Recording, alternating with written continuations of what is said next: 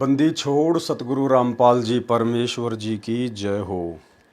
परम पिता परमात्मा सारी सृष्टि के रचनहार कुल मालिक असंख्य ब्रह्मांडों के स्वामी जगत गुरु तीनों लोकों में प्रवेश करके सबका भरण पोषण करने वाले राजाधिराज आत्माधार नाथों के नाथ देवों के देव महादेव सर्वेश्वर महेश्वर मृत्युंजय अजरो अमर आदि अनादि सनातनी प्रभु जगत पिता जगदीश्वर श्री श्री 1008 की उपाधि के वास्तविक अधिकारी अकाल मूर्त शब्द स्वरूपी राम वासुदेव सर्वगतम ब्रह्म परम पूज्य प्रथम पूज्य परम संत परम पुरुष परम धनी परम दयालु सत्य कबीर हक्का कबीर अल्लाह कबीर अल्लाह अकबर बाखबर अल्लाह ताला जगत के तारणहार जगत के मुक्तिदाता जगत के जगन्नाथ हारे के सहारे हिंदुओं के राम मुसलमानों के अल्लाह सिखों के वाहिगुरु ईसाइयों के मसीह दया के सागर दया निधि करुणा के सागर करुणा निधि स्वयंभू परिभू संकट मोचन कष्ट हरण मंगल करण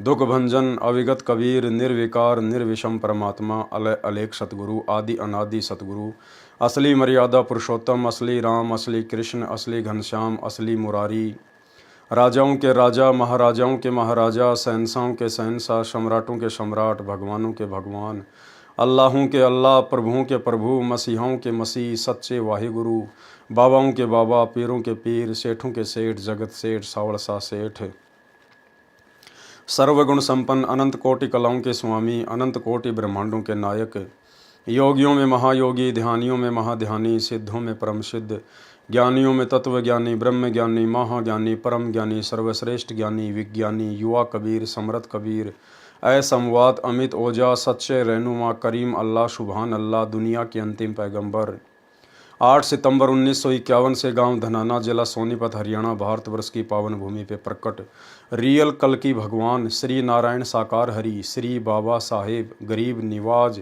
संत श्रोमणी सतगुरु रामपाल जी परमेश्वर जी के चरण कमल में साध संगति से जुड़े हुए देश विदेश से हम सभी सत्सेवक भाई बहनों का अनंत कोटि दंडवत प्रणाम। सत्साई भाई और बहनों, बहुत बड़ी दया बहुत बड़ी मेहर पूज्य गुरुदेव भगवान की, जिनके शुभ आशीर्वाद से आप और हम सभी सत्सेवक भाई बहन भक्ति मार्ग पर तत्व ज्ञान को आधार बनाकर सतगुरु आशीर्वाद से निरंतर आगे की ओर बढ़ रहे हैं। भाई और बहनों, कबीर सागर के सरलार्थ के ऊपर जो कि गुरुदेव भगवान के कर कमल से लिखित है, अनुवादित है, वीडियो बनाने की श्रृंखला जारी है और पिछले वीडियो में हमने काफ़ी कुछ पढ़ा समझा और गुरुदेव भगवान के आशीर्वाद से अपने जीवन में धीरे धीरे लागू भी कर रहे हैं।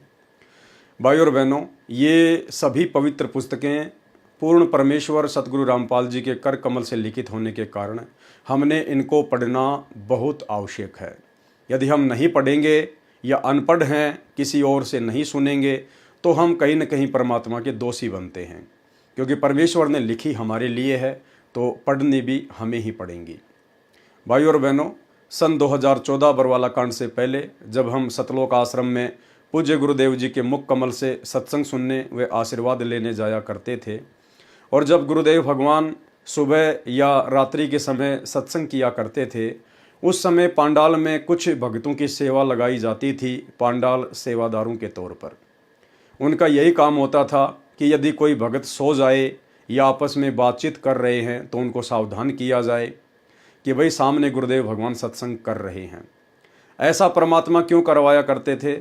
इसलिए क्योंकि गुरुदेव भगवान को पता है अपने विधान का, अपने संविधान का और इस काल के विधान का, कि जब कल को ये प्राणी धर्मराज के दरबार में जाएगा तो धर्मराज फिर इस आत्मा को दंडित करेगा कि भाई देख, पूर्ण परमात्मा सतलोक से सशरीर प्रकट होकर तेरे लिए दिन रात सत्संग कर रहा था और उस समय तू सत्संगों को ध्यान से ना सुनकर लोट पलोट मार रहा था, नींद ले रहा था, आपस में इधर उधर की बातें कर रहा था, तो उसका दंड फिर इस जीव आत्मा को दिया जाता है, यानी परमेश्वर को हल्के में लेने की सजा।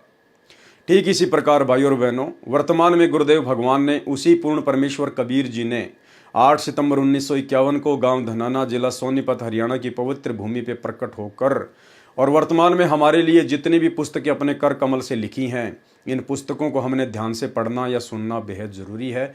अन्यथा यदि किसी कारण से हम सतलोक नहीं जा पाए तो फिर ये धर्मराज हमें दंडित अवश्य करेगा। तो भाई और बहनों, अब हम आगे बढ़ते हैं। पवित्र पुस्तक कबीर सागर का सरलार्थ आज हम पेज नंबर 108 से शुरू करेंगे।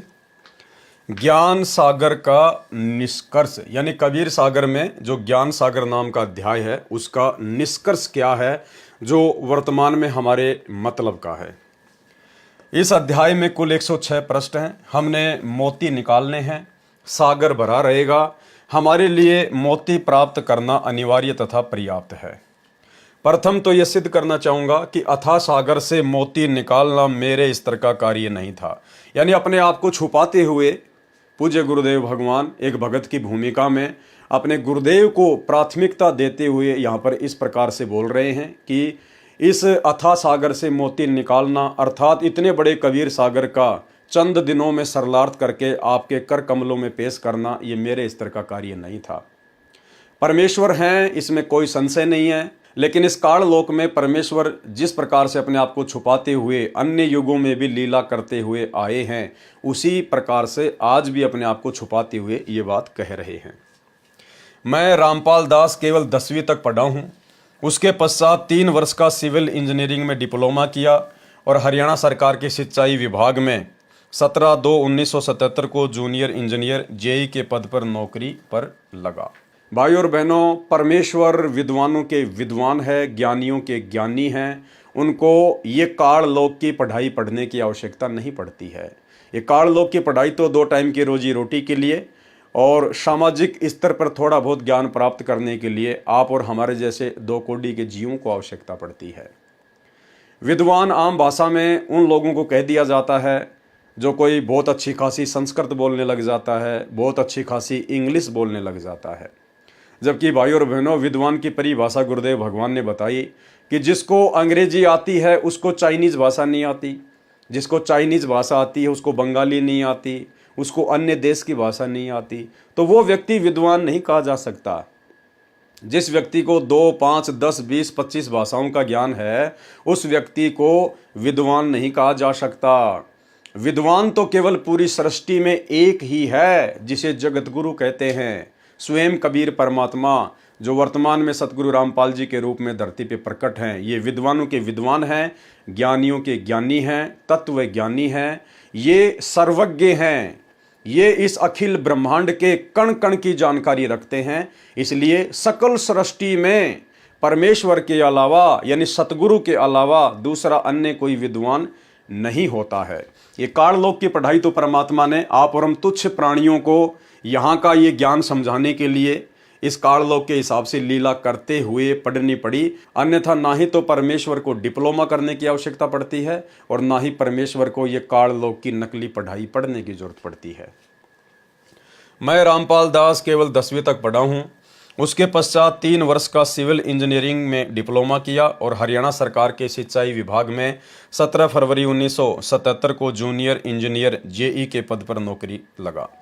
17 फरवरी 1988 को परम पूज्य गुरुदेव स्वामी राम देवानंद जी से दीक्षा प्राप्त हुई। फिर मार्च 1994 को गुरुदेव ने गुरुपद प्रदान किया।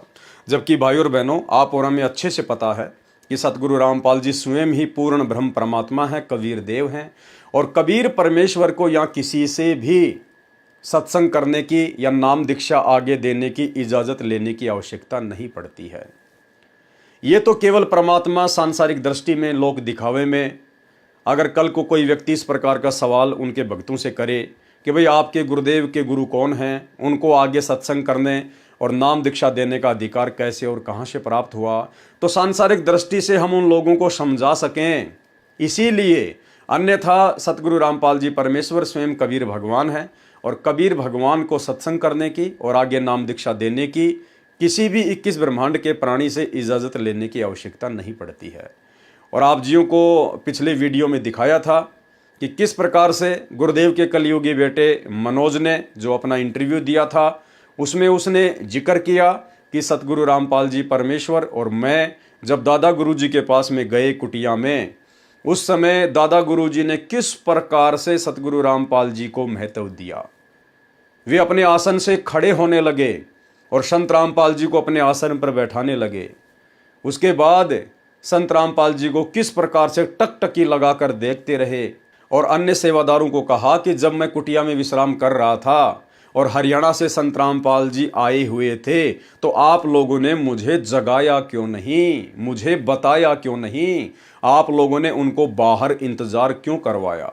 तो भाई और बहनों, वर्तमान में ठीक इसी प्रकार 650 साल पहले वाली लीला चल रही है।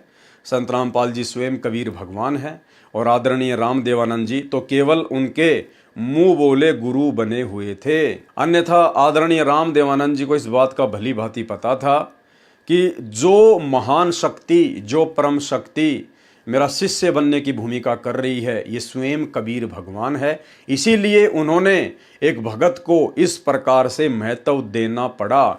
तो ये छोटा सा इंटरव्यू लगभग 3 से 4 मिनट का, जो आपके विश्वास को बढ़ाएगा कि वास्तव में हमारे गुरुदेव भगवान सतगुरु रामपाल जी स्वयं कबीर परमात्मा हैं, ये जगत गुरु हैं और जगत गुरु का कोई भी गुरु नहीं होता है। आदरणीय रामदेवानंद जी केवल सांसारिक दृष्टि में, लोक दिखावे में उनके मुंह बोले गुरु बने हुए थे। देखिए सर, वो दौर चल ही रहा था, आपने इतनी सारी बातें बताई तो बहुत ही अनसुनी बातें हैं और बहुत ही रोचक बातें हैं। ऐसा कोई पल हो जब आपका स्कूल के समय का कोई ऐसी यादगार हो, संत रामपाल जी से जुड़ी हो, आपको याद हो, वो हमारे दर्शकों को बताना चाहेंगे।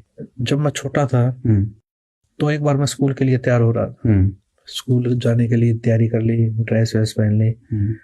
तो पिताजी ऊपर एक रूम है, हमारा मकान है, उसके ऊपर रूम है, उस रूम से नीचे आए। मैं बोले कहाँ की तैयारी है?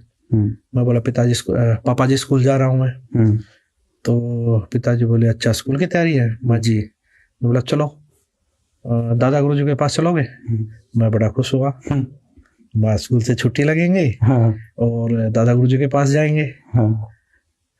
तो बड़ी खुशी हुई, माँ हाँ जी चलूंगा चलूंगा। उसके बाद पिताजी ने मम्मी जी को बोला कि इसको तैयार कर दो और 2 जोड़ी कपड़े डाल दो, हम स्वामी रामदेवानंद महाराज जी के पास पंजाब में तलवंडी बाई जा रहे हैं।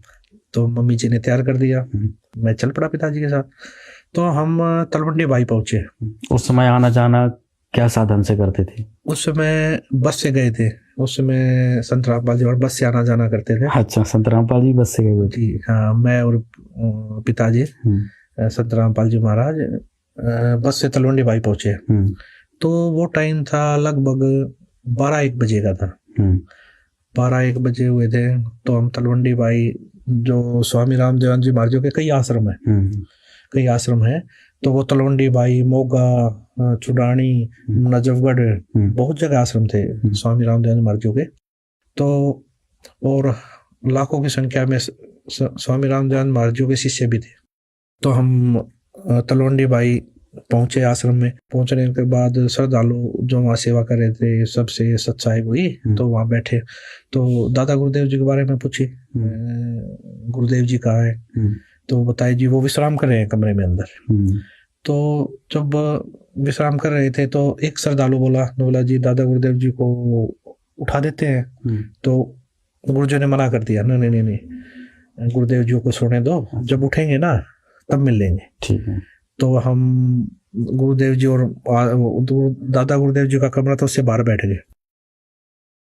तो बाहर बैठ गए तो हम श्रद्धालु जो वहाँ सेवा कर रहे थे वो चाय ले आया। तो हमने वहाँ बैठकर चाय पी। तो चाय पी रहे थे, इतनी देर में अंदर से आवाज आई, खटखट की आवाज आई।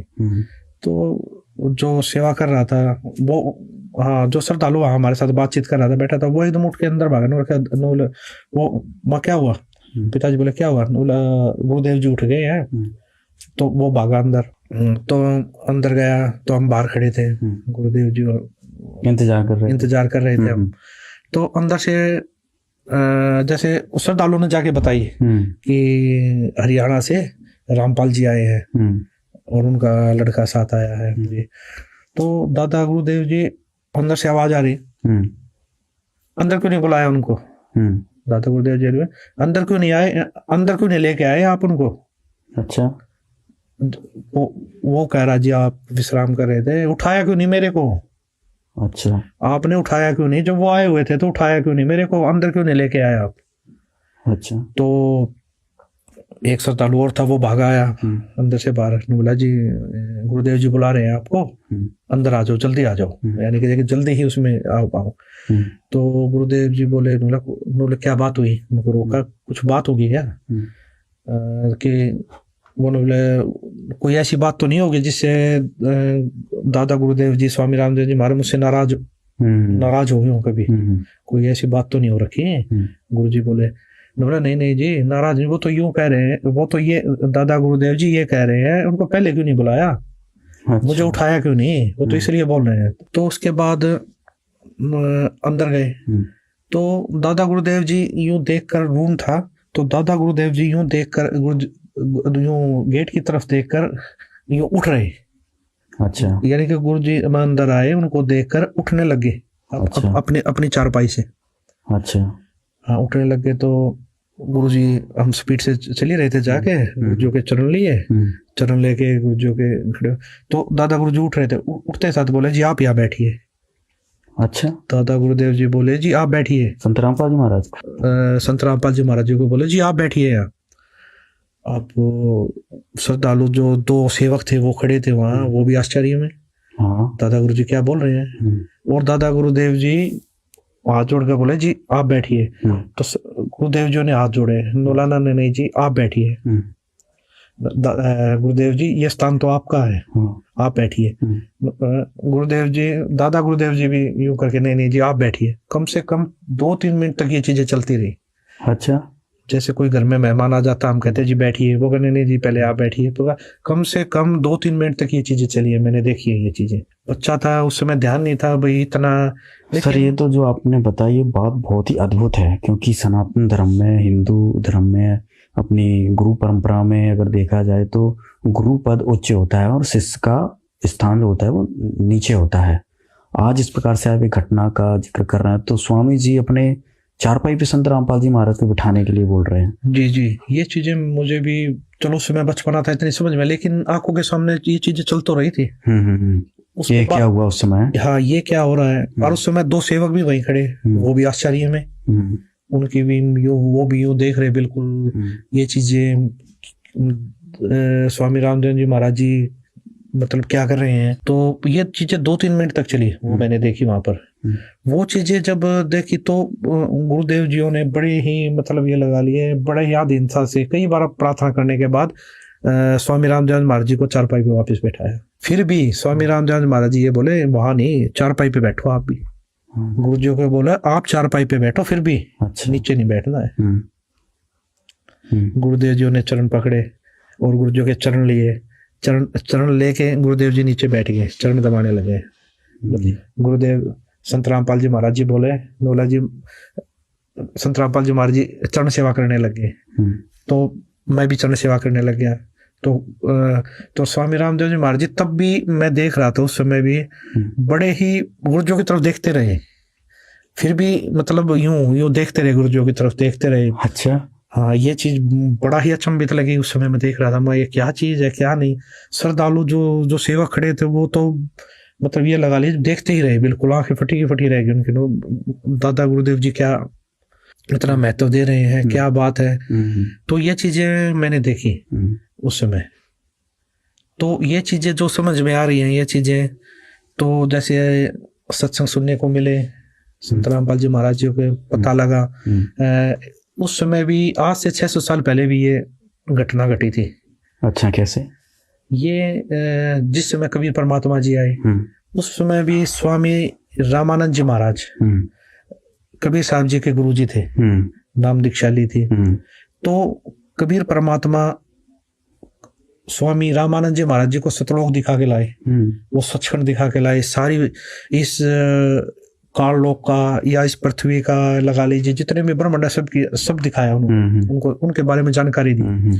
तो ये सारी जानकारी मिलने के बाद स्वामी रामानंद जी महाराज जी को भक्ति का ज्ञान हो गया, उस सचखंड का ज्ञान हो गया। तो इसी प्रकार स्वामी रामानंद जी महाराज जियों ने कबीर परमात्मा को हाथ जोड़कर प्रार्थना की कि जी आप मुझे नाम दीक्षा दीजिए, आप ही परमात्मा हो। जब उनको ज्ञान होगा उन्होंने बोला आप ही परमात्मा हो। अच्छा। तो मैं कैसे बैठ सकता हूँ जी ऊपर, कैसे मैं आपका गुरु हो सकता हूँ। तो ये चीजें जब देखी, ये चीजें उस समय भी ये ये घटना घटी थी, ये विचित्र घटना हुई थी उस समय भी। तो स्वामी कबीर परमात्मा ने स्वामी रामानंद जी महाराज जी को भी यही बोला था उस समय कि जी गुरु और शिष्य, गुरु और शिष्य का नाता है, ये बना रहेगा, ये भक्ति काल का कलयुग तक। कबीर परमात्मा बोले ये चीजें चलेंगी, अरे वहां तक लेके जानी है हमें, तो आप मेरे गुरु रहो, मैं आपका शिष्य रहूंगा। और ये भक्ति, जो भक्ति युग है, ये गुरु शिष्य का नाता बना रहेगा, ये मेरी आपसे प्रार्थना है। तो ये चीजें अब जो देखने को मिल रही है, ये चीजें कुछ मुझे तो लगा वही बिल्कुल, ये तो वही घटनाक्रम जो अभी आपने 600 वर्ष पहले कबीर जी का बताया, वही घटनाक्रम इस समय आपने जो देखा, ये तो बहुत ही अद्भुत बात है। जो हमारे दर्शक हैं वो इस घटना को देखकर समझ सकते हैं कि ये तो बिल्कुल प्रत्यक्ष दृष्टा थे मनोज जी वहाँ पर। और जो ये घटनाक्रम हुआ, इससे संत रामपाल जी महाराज के जो भक्त हैं वो समझ सकते हैं कि संत रामपाल जी महाराज कौन है। ये तो सर बहुत ही अद्भुत आपने घटना बताई। 17 फरवरी 1988 को परम पूज्य गुरुदेव स्वामी राम देवानंद जी से दीक्षा प्राप्त हुई। फिर मार्च 1994 को गुरुदेव ने गुरु पद प्रदान किया। कहा, बेटा तू दीक्षा दे, मैं तेरे को आदेश देता हूँ। जबकि भाइयों और बहनों, आदरणीय राम देवानंद जी ने कभी भी परम पूज्य सतगुरु रामपाल जी को बेटा कहकर संबोधित नहीं किया। ये आपस में उनकी गुप्त बातें थी। और सतगुरु रामपाल जी गुरु को महत्व देते हुए और अपने आप को गुरु से छोटा दर्शाते हुए, यदि वे इस प्रकार से भूमिका ना करें, इस प्रकार के शब्द अपने गुरु को परमात्मा संबोधित करते हुए या उनको विशेष महत्व देते हुए ना लिखें, तो भाइयों और बहनों फिर आने वाले समय में उनके जो फॉलोवर होंगे वो फिर किस प्रकार से एक शिष्य में कितनी अधीनता होनी चाहिए, कितना शिष्टाचार होना चाहिए, ये पाठ भला कैसे सीखेंगे।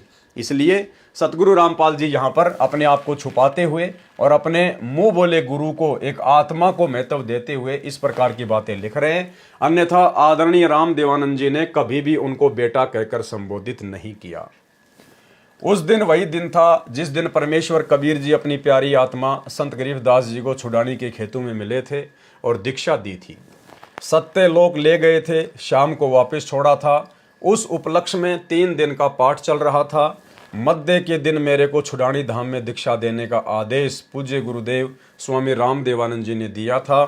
कहा था कि संसार में तेरे बराबर कोई संत नहीं होगा, मैं तेरे साथ रहूंगा, अपने को अकेला मत समझना। उपस्थित सर्व संगत को कह दिया था कि आज से ये तुम्हारा गुरु है, मैं नहीं। जो वस्तु इसके पास है वह विश्व में किसी के पास नहीं है। जो वस्तु इनके पास है वो विश्व में किसी के पास नहीं है। कौन सी वस्तु? मोक्ष, परम पद की प्राप्ति करवाना, सार शब्द जो इनके पास है वो विश्व में किसी के पास नहीं, अखिल सृष्टि में किसी के पास में नहीं है, क्योंकि ये पूर्ण परमात्मा है। जो वस्तु इनके पास है वह विश्व में नहीं है। उस दिन के बाद से ये दास दीक्षा देने लगा। नौकरी करते करते छुट्टी लेकर तथा शनिवार रविवार की छुट्टियों में पाठ भी करता, सत्संग भी करता था। मई 1995 में पाठों की संख्या अधिक होने के कारण नौकरी पर नहीं जा पाया। नौकरी से त्यागपत्र दे दिया जो हरियाणा सरकार से स्वीकृत है। मैं ये बताना चाहता हूं कि जो ज्ञान मुझे प्राप्त हुआ है वह सामान्य व्यक्ति को प्राप्त नहीं हो सकता। अब भाइयों और बहनों, इस परमेश्वर कबीर देव के अलावा इस पूरी सृष्टि में बाकी सभी सामान्य व्यक्ति ही हैं। यदि कोई असामान्य व्यक्तित्व का धनी है तो स्वयं कबीर परमात्मा है, सतगुरु रामपाल जी भगवान है। इसलिए परमात्मा ने यहाँ पर अपने आप को दर्शा दिया है। क्या कह रहे हैं? मैं ये बताना चाहूँगा कि जो ज्ञान मुझे प्राप्त है वह सामान्य व्यक्ति को प्राप्त नहीं हो सकता, क्योंकि वह ज्ञान उन महापुरुषों को छोड़कर जिनको परमेश्वर मिले थे और ऊपर लेकर गए फिर वापस छोड़ा था, जिसके शुभ नाम ऊपर बताए हैं, आज तक अन्य किसी को प्राप्त नहीं हुआ। कबीर जी ने कहा है, कबीर 9 मन सूत उलझिया, ऋषि रहे झकमार, सतगुरु ऐसा सुलझा दे उलझे न दूजी बार। मेरे कहने का तात्पर्य यह है कि जो ज्ञान विश्व में वर्तमान में किसी के पास नहीं है, पहले भी नहीं था, यह सामान्य बात नहीं है। परमात्मा संकेत कर रहे हैं, एक लाइन ऊपर लिखकर फिर नीचे परमात्मा ने संकेत कर दिया कि यह सामान्य बात नहीं है। यानी मैंने इस लाइन में जो कुछ बोला है वो सामान्य बात नहीं है। क्या मेरे कहने का तात्पर्य यह है कि जो ज्ञान विश्व में वर्तमान में किसी के पास नहीं, यानी वर्तमान समय में पूरे विश्व में किसी के पास भी वो ज्ञान, वो समाधान, वो सार शब्द नहीं है जो सतगुरु रामपाल जी के पास है। पहले भी नहीं था, पहले भी नहीं था। यानी संत रामपाल जी से पहले उनके मुंह बोले गुरुदेव थे आदरणीय रामदेवानंद जी, उनके पास भी नहीं था। पंडित चिदानंद जी के पास भी नहीं था। आदरणीय गरीबदास जी के पास भी नहीं था। तो भाइयों और बहनों, फिर था किसके पास में? 650 साल पहले तो खुद ही परमात्मा आए थे कबीर नाम से। उस समय ये पूरा ज्ञान देना नहीं था। और कह रहे हैं कि वर्तमान में ये ज्ञान किसी के पास नहीं है और ना पहले था। इसका मतलब भाई और बहनों, सतगुरु रामपाल जी खुद ही कबीर भगवान है। और कबीर भगवान के अलावा ये ज्ञान ना तो वर्तमान में किसी के पास हो सकता, ना आगे किसी के पास होगा और ना पहले किसी के पास में हुआ था। इस लाइन का मतलब ये है सांकेतिक रूप में कि सतगुरु रामपाल जी वर्तमान में खुद ही कबीर भगवान है और इनके अलावा इस सृष्टि की रचना को अन्य कोई ना जान सकता, ना पहचान सकता, ना कोई किसी को बता सकता। और इस काल के 21 ब्रह्मांड से कोई भी जीव किसी जीव को मुक्त नहीं करवा सकता परमेश्वर के अलावा। तो यहाँ पे गुरुदेव ने ये बातें कहकर अपने आप को कबीर परमात्मा साबित कर दिया है। मेरे कहने का तात्पर्य यह है कि जो ज्ञान विश्व में वर्तमान में किसी के पास नहीं है, पहले भी नहीं था, ये सामान्य बात नहीं है। पहले जिन महापुरुषों को परमेश्वर मिले उनको संपूर्ण ज्ञान था। अब यहां पर परमात्मा ने फिर अपने आप को छोटा साबित कर दिया कि उनको संपूर्ण ज्ञान था। अगर उन्हीं को संपूर्ण ज्ञान था तो यहां पर संत रामपाल जी ये बात क्यों लिखेंगे कि जो ज्ञान विश्व में वर्तमान में किसी के पास नहीं, पहले भी नहीं था, तो फिर उन महापुरुषों के पास में संपूर्ण ज्ञान कहां से आ जाएगा? तो हमने संकेतों को समझना पड़ेगा। परमात्मा बीच बीच में अपने आप को छुपा भी देते हैं, अपने आप को उजागर भी कर देते हैं। और इन पॉइंटों को पकड़ने के लिए ही परमात्मा ने हमें सत्संग सुनाए हैं, तत्व ज्ञान दिया है और साध संगति से जोड़ दिया है। भाइयों और बहनों, आपके हृदय में सतगुरु अभी समाये हैं या नहीं समाये हैं, आप अपने गुरुदेव भगवान को कितना महत्व दे पा रहे हैं, इसका एक फॉर्मूला है। जब भी हम कोई लेख अपने पूज्य गुरुदेव के कर कमल से लिखित पढ़ेंगे, जैसे उनके द्वारा लिखी गई कोई पुस्तक, और यदि हमें उनके कर कमल से लिखी गई पुस्तक में ऐसी ऐसी गूढ़ बातें, रहस्यमयी बातें सुनकर यदि दृढ़ विश्वास हो जाता है कि इसमें कोई मीन मेख नहीं है, गुरुदेव ने जो कह दिया फाइनल, यानी हमें वेद, गीता, कुरान, पुराण, बाइबल पर भी इतना विश्वास नहीं होगा जो हमें अपने गुरुदेव भगवान के कर कमल से लिखित लेख पर होगा, तो समझिए आपके हृदय में आपके गुरुदेव भगवान समाये हुए हैं। यानी आपके लिए आपके गुरुदेव भगवान के अलावा अन्य कोई भी देवी देवता या महापुरुष वो महत्व नहीं रखता जो महत्व आपके लिए आपके गुरुदेव भगवान रखते हैं। ये पहचान है भाई और बहनों। यानी हम गीता में कोई बात पढ़ें, वेदों में कोई बात पढ़ें, कोई गूढ़ रहस्य निकल के आए, तो हमें इतनी खुशी और इतनी प्रसन्नता नहीं होगी जितनी खुशी और प्रसन्नता हमें अपने गुरुदेव के कर कमल से लिखित उन पवित्र पुस्तकों में जब मिलेगी, हम पढ़ेंगे और उस समय हमें जो अपार खुशी होगी, हमारे अंदर जो विश्वास पैदा होगा, तो ये पहचान होती है अपने गुरुदेव को ही परमात्मा मानने की। मेरे कहने का तात्पर्य यह है कि जो ज्ञान विश्व में वर्तमान में किसी के पास नहीं है, पहले भी नहीं था, ये सामान्य बात नहीं है। पहले जिन महापुरुषों को परमेश्वर मिले थे उनको संपूर्ण ज्ञान था, परंतु उनको संपूर्ण दीक्षा देने का आदेश नहीं था। वह संपूर्ण आध्यात्मिक ज्ञान तथा संपूर्ण दीक्षा मंत्र देने का अधिकार मुझ दास को मिला है, क्योंकि वो संपूर्ण अधिकार इस अखिल सृष्टि में केवल कबीर परमेश्वर को ही हो सकता है। और वर्तमान में गुरुदेव भगवान स्वयं कबीर परमात्मा ही है। और फिर अपने आप को छुपाते हुए कह देते हैं कि भाई ये सत्संग करने का आदेश, नाम दीक्षा देने का आदेश मुझे मेरे पूज्य गुरुदेव की दया से प्राप्त हुआ, कबीर भगवान की दया से प्राप्त हुआ। तो अब हम इन संकेतों को समझने लग गए हैं कि परमेश्वर अपने आप को क्यों छुपाते हैं। वह संपूर्ण आध्यात्मिक ज्ञान तथा संपूर्ण दीक्षा मंत्र देने का अधिकार मुझदास को मिला है। यह असामान्य बात है। मेरी इतनी तीक्ष्ण बुद्धि नहीं थी कि इतने विशाल अध्यात्म ज्ञान को संग्रह यानी स्टोर कर सके, तथा सार निकाल सके। ये तो परमेश्वर कबीर बंदी छोड़ जी की शक्ति से तथा पूज्य गुरुदेव जी के आशीर्वाद तथा आदेश से संभव हुआ है। सीधे शब्दों में वही लीला चित्रार्थ हुई जो तोतादरी नामक स्थान पर पंडितों के भंडारे में प्रवेश करने के लिए कबीर परमेश्वर जी ने एक भैंसे को चारों वेदों के मंत्र संस्कृत भाषा में बुलवाए थे। मुजदास से भी ये आध्यात्मिक संपूर्ण सत्य ज्ञान बुलवाया जा रहा है। नहीं, अब आप और हमारी ये परीक्षा होगी भाई और बहनों, जब हम इस प्रकार के लेख गुरुदेव के कर कमल से लिखित पढ़ेंगे जिनमें गुरुदेव अपने आप को छुपाते हैं, तो वो हमारी परीक्षा होगी कि हम इन बातों को सीधे सीधे स्वीकार कर लेते हैं या फिर अब हमें हर शब्द में हर बात में अपने पूज्य गुरुदेव परमात्मा नजर आएंगे और हमें पता चल जाएगा, बिल्कुल नीर खीर का निबेरा सा हो जाएगा कि गुरुदेव यहाँ पर अपने आप को छुपा रहे हैं और यहाँ पर गुरुदेव अपने आप को उजागर कर रहे हैं। भाई और बहनों, ये दया वर्तमान में सतगुरु रामपाल जी परमेश्वर जी ने आप और हम सत्सेवकों के ऊपर बख्शी है। जिस प्रकार बनारस के तोतादरी शहर में कबीर परमात्मा ने एक जोटे को आशीर्वाद देकर वेद मंत्र बुलवाए थे, इस प्रकार की दया तो गुरुदेव ने वर्तमान में आप और हम जानवरों के ऊपर बख्श रखी है। आप और हमारी बुद्धि परमात्मा के मिलने से पहले जानवरों से ज़्यादा नहीं थी। हम भी सारा दिन वही कर्म करते थे जो जानवर किया करते थे। फिर परमेश्वर ने हमें अपनी शरण में लिया, ज्ञान को समझने की बुद्धि प्रदान की, धीरे धीरे हमें आगे बढ़ाया अध्यात्म में, फिर अपनी पहचान करवाई। तो ये दया तो गुरुदेव ने उस वैसे राम की तरह आप और हमारे ऊपर कर रखी है।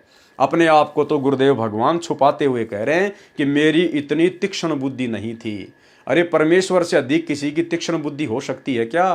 तो ये सारी की सारी लीला परमात्मा की अब धीरे धीरे हमें समझ में आने लगेंगी। परमेश्वर कबीर जी की दया शक्ति से, गुरुदेव जी के आशीर्वाद से अब रामपाल दास सामान्य व्यक्ति नहीं रहा। सामान्य तो पहले भी नहीं थे और सामान्य वर्तमान में भी नहीं है, और ना परमात्मा कभी सामान्य होते हैं।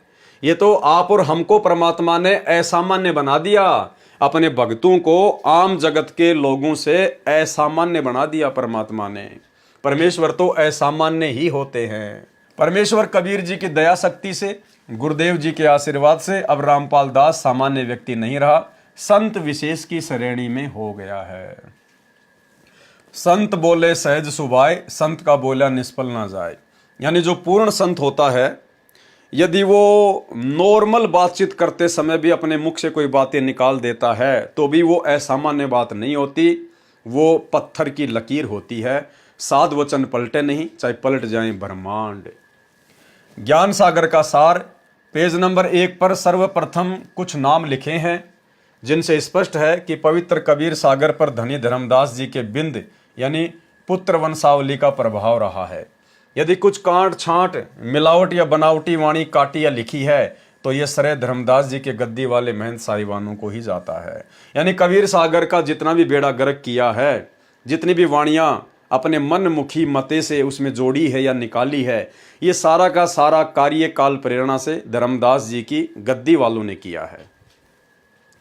सौरठा बूझो संत विवेक करी सत्य नाम सार, सतगुरु का आदेश ये है उतरो भवजल पार।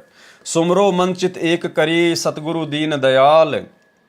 यथार्थ वाणी क्या है जो गुरुदेव भगवान बता रहे हैं? सुमरो मनचित एक करी सतगुरु करे निहाल, अगम शब्द परमाण इमी छेड़ सके नहीं काल। बंदी छोड़ दयाल प्रभु बंदो गुरु पद पंकज, देत दान जो मुक्ति फल तुम चरणन मम रंज। मुक्ति भेद में कहूँ विचारी ताको नहीं जानत संसारी। बहु आनंद होत तेहि ठाहूं शोक रहित अमरपुर जाऊं। तय वहाँ रोग शोग नहीं कोई क्रीड़ा विनोद करे सब कोई। चंद न सूर दिवस न राति वर्ण भेद नहीं जाति अजाति। तहाँ वहाँ जरा मरण नहीं होई बहु आनंद करे सब कोई। पुष्पक विमान सदा उजियारा अमृत भोजन करत आहारा। काया सुंदर ताही परमाना उदित हुए जनु सोडस भाना। इतनो एक हंस उजियारा सोबित ऐसे जानू गगन में तारा। विमल बांस तहाँ बिगलाई योजन चार लग सुबांस उड़ाई। सदा मनोहर छत्र सिर छाजा बूझ न परे रंक और राजा। नहीं तहाँ काल वचन की खानी अमृत वचन बोले भलवानी। आलस निंद्रा नहीं प्रकाशा बहुत प्रेम सुख करे विलसा। साखी अस सुख है हमरे घरे, कहे कबीर समुझाए, सत शब्द को जान के अस्थिर बैठे जाए। अब परमेश्वर ने सतलोक के आनंद के विषय में, सतलोक के सुख के विषय में जो इन वाणियों में वर्णन किया है, अब इसका खुलासा करेंगे। भावार्थ, परमेश्वर कबीर जी ने अपने प्रिय भगत धर्मदास जी को बताया कि जिस तरह मुक्ति हो सकती है वह भेद बताता हूँ, और उस मुक्ति को प्राप्त हंस वहाँ चले जाते हैं जहाँ कोई रोग नहीं, कोई शोक नहीं, वहाँ पर सब आत्माएं आनंद से खेलती हैं, अर्थात सुख में जीवन जीते हैं। वहाँ पर कोई चांद सूर्य नहीं है, वहाँ पर वह सतलोक स्वयं प्रकाशित है। सत्य पुरुष के एक रोम का प्रकाश करोड़ों सूर्यों तथा चंद्रमाओं से अधिक है। वहाँ एक हंस यानी मानव के शरीर का प्रकाश 16 सूर्यों जितना है। वहाँ जाति भेद भी नहीं है। वहाँ हमारे सतलोक में जरा मरण नहीं है, सदा युवा रहते हैं, मृत्यु नहीं है। सर्व भक्तों, स्त्री तथा पुरुष का शरीर सुंदर है, और 16 सूर्यों जितना प्रकाश एक भगत के शरीर का है, तथा भगतमती के शरीर का प्रकाश भी 16 सूर्यों के प्रकाश के समान है। सतलोक में सितारों की तरह चमक रहे हैं। सतलोक में सुगंध उठ रही है जो 4 योजन यानी 48 किलोमीटर तक जाती है। एक योजन में 4 कोस, एक कोस में 3 किलोमीटर, इस प्रकार एक योजन में 12 किलोमीटर, 4 योजन में 48 किलोमीटर हुए। सतलोक में प्रत्येक भगत के पास पुष्पक विमान है। श्री रामचंद्र जी सीता को लेकर लंका से आए थे, वे पुष्पक विमान में आए थे। वैसा विमान सत्यलोक में प्रत्येक हंस आत्मा के पास है। प्रत्येक भगत तथा भगतमती के सिर पर छत्र शोभा करता है। वहाँ कोई निर्धन और कोई रंक का भेद नहीं है। वहाँ सतलोक में काललोक के प्राणियों के तरह कराल वचन कोई नहीं बोलता। सदा अमृत जैसी मीठी बोली भली भाषा में बोलते हैं। उस लोक में आलस्य निंद्रा नहीं है, बहुत सुखी हैं, बहुत प्रेम से रहते हैं। परमेश्वर कबीर जी ने कहा है कि हमारे घर सतलोक में ऊपर वर्णित सुख हैं। जिनके पास सत्य शब्द यानी सतनाम है वह उस लोक में स्थायी निवास प्राप्त करता है। पेज नंबर 3 से 27 तक सृष्टि की उत्पत्ति का ज्ञान है, परंतु काट छांट कर लिखा है। वास्तविक ज्ञान पूर्व में लिख दिया है, वहां से ग्रहण करें। पेज नंबर 27 से 51 तक श्री रामचंद्र तथा श्री कृष्ण जी की लीला बताई है और सिद्ध किया है कि यह सब ज्योति निरंजन का षड्यंत्र है। पहले तो अपने अवतारों को शक्ति दे देता है, फिर उनसे पाप करवाता है, फिर उनसे वह शक्ति छीन लेता है। उनका अंत भी बुरा होता है। जब इसी लोक में ऐसी गति हुई तो ऊपर के लोक में क्या मिलेगा। ठीक इसी प्रकार भाई और बहनों, वर्तमान में सतगुरु रामपाल जी के भक्तों की, उन भक्तों की जो सतलोक आश्रमों से जुड़े हुए हैं, संत रामपाल जी के काल प्रेरित कलयुगी परिवार के पीछे आंख बंद करके चल रहे हैं, जो इन सतलोक आश्रमों में जाते हैं, इनको पात्रों को ज्योति पाठ और दान का पैसा देते हैं, गुरुदेव के ज्ञान को आधार बनाकर भक्ति नहीं करते हैं, इन तमाम लोगों की वर्तमान में मर्यादा खंडित होने के कारण जिस प्रकार से अकाल मृत्यु हो रही है और सतलोक आश्रम की तरफ से पीला पर्चा निकाल दिया जाता है, चाहे कोई एक्सीडेंट में मरे, चाहे कोई बिजली से करंट लग के मरे, चाहे कोई पंखे से फांसी खाकर मरे, चाहे कोई जहर खाकर मरे, जिस प्रकार से सतलोक आश्रमों से जुड़े हुए कोऑर्डिनेटर वर्तमान में मर रहे हैं। तो संगत को भ्रमित करते हुए सतलोक आश्रमों की तरफ से एक पीला पर्चा वायरल कर दिया जाता है कि वो तो परमात्मा के सैनिक थे और वो तो सतलोक चले गए, वीर गति को प्राप्त हुए। लेकिन यहां परमात्मा स्पष्ट कर रहे हैं भाई और बहनों, श्री राम और श्री कृष्ण जी का उदाहरण देते हुए कि उनका अंत भी बुरा होता है। जब इसी लोक में ऐसी गति हुई तो ऊपर के लोक में क्या होगा। जब संत रामपाल जी से उपदेश प्राप्त करने के बाद जिन जिन लोगों की मर्यादा खंडित है, जो सतलोक आश्रमों से जुड़े हुए हैं, जब यहीं पर उनकी ऐसी दर्दनाक अकाल दुर्गति से मौत हो रही है तो भला वो सतलोक में कैसे जा सकते हैं। अरे गुरुदेव भगवान ने अपने सत्संग में बताया कि मेरे भगत के तो काल निकट भी नहीं आ सकता, निकट भी। और गुरुदेव ने बताया यदि भक्तों की मौत भी अन्य जगत वालों की तरह होगी तो भला फिर भक्ति का फायदा क्या। सुनिए, परमात्मा कहते हैं भाई कहाँ जन्मे कहाँ पाले पोसे और खूब लड़ाए लाडे, ना बेरा इस देह के कहाँ खड़ेंगे हाडे। ना जर बेरा कित मारेगा काल। कबीर कहाँ गर्बियो ये काल गह करके से, ना बेरा कित मारेगा यो के घर के परदेश। कहते हैं के फूला फिर ऐसे छोटे से नकली सुख मान रहा तू, और काल जो है तेरे बाल पकड़ेगा। काल गह कर केश, कर माने हाथ, केस माने बाल, और ना बेरा कित मारेगा के घर के परदेश। अब आपने उस आंध्र प्रदेश के मुख्यमंत्री की स्थिति देखी, ने कहा रहे किसी जगह मारेगा काल की तो पानी पैनी अभी ना पावे, वहाँ पटका ठा के 3 दिन मत नो बेरा पट्टा पड़ा कहाँ पर है। तो पुण्यात्माओं, बात ये नहीं कि वो मर गए इस तरीके से, लेकिन जो थोड़े से जिनको हम बड़े व्यक्ति मानते हैं उनकी दुर्गति होती दिखे ना, जब ये मन पापी ठीक ठिकाना आ जाता है। आम आदमी तो रोजमर्रा है उसकी तो चिंता नहीं, मानते नहीं। ऐसे जो जिनको हम सुप्रीम पावर माना थे, मुख्यमंत्री बिरानी के पहाड़ मानते थे हम बिना ज्ञान में, और उसकी के दुर्गति हुई। कहते हैं जो भक्ति नहीं करता उनके ये बिरान माटी होंगी, और जो परमात्मा का नाम लेता है उनके साथ ऐसा नहीं होगा, ये गारंटीड बात है। और जो परमात्मा का नाम लेता है उनके साथ ऐसा नहीं होगा, ये गारंटीड बात है। और जो परमात्मा का नाम लेता है उनके साथ ऐसा नहीं होगा, ये गारंटीड बात है। अगर इतना भी अंतर नहीं है तो फिर भगवान की आवश्यकता ही समाप्त हो जाती है। ध्रुव प्रहलाद मीराबाई के इतिहास देख लो। मीराबाई को विष पिलाया गया था, विष भी अमृत बन गया उस परमात्मा की भक्ति और शक्ति से। इसलिए पुण्यात्माओं, आपको जो ये क्रिया कर रहे हैं आपका घनी काम आओगी। अब तो आपको ना इतना महसूस हो रहा है, लेकिन आने वाले समय में कहते हैं कल्पे कारण कौन है, कर सेवा अपनी काम, और मन इच्छा फल देऊंगा जो पड़े मेरे ते काम। आपका मित्र है मुख्यमंत्री, आपका मित्र है प्रधानमंत्री, आपका एक्सीडेंट हो जाता है, एक्सीडेंट में मृत्यु हो जाती है, वो नहीं बचा सकता चाहे आपको कितना ही निकटतम है, वो स्वयं अपनी जान नहीं बचा सकता।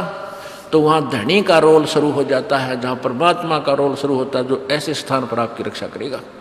तो हमने इन अन्य सहारों को त्याग कर परमात्मा का आसरा ही लेना चाहिए।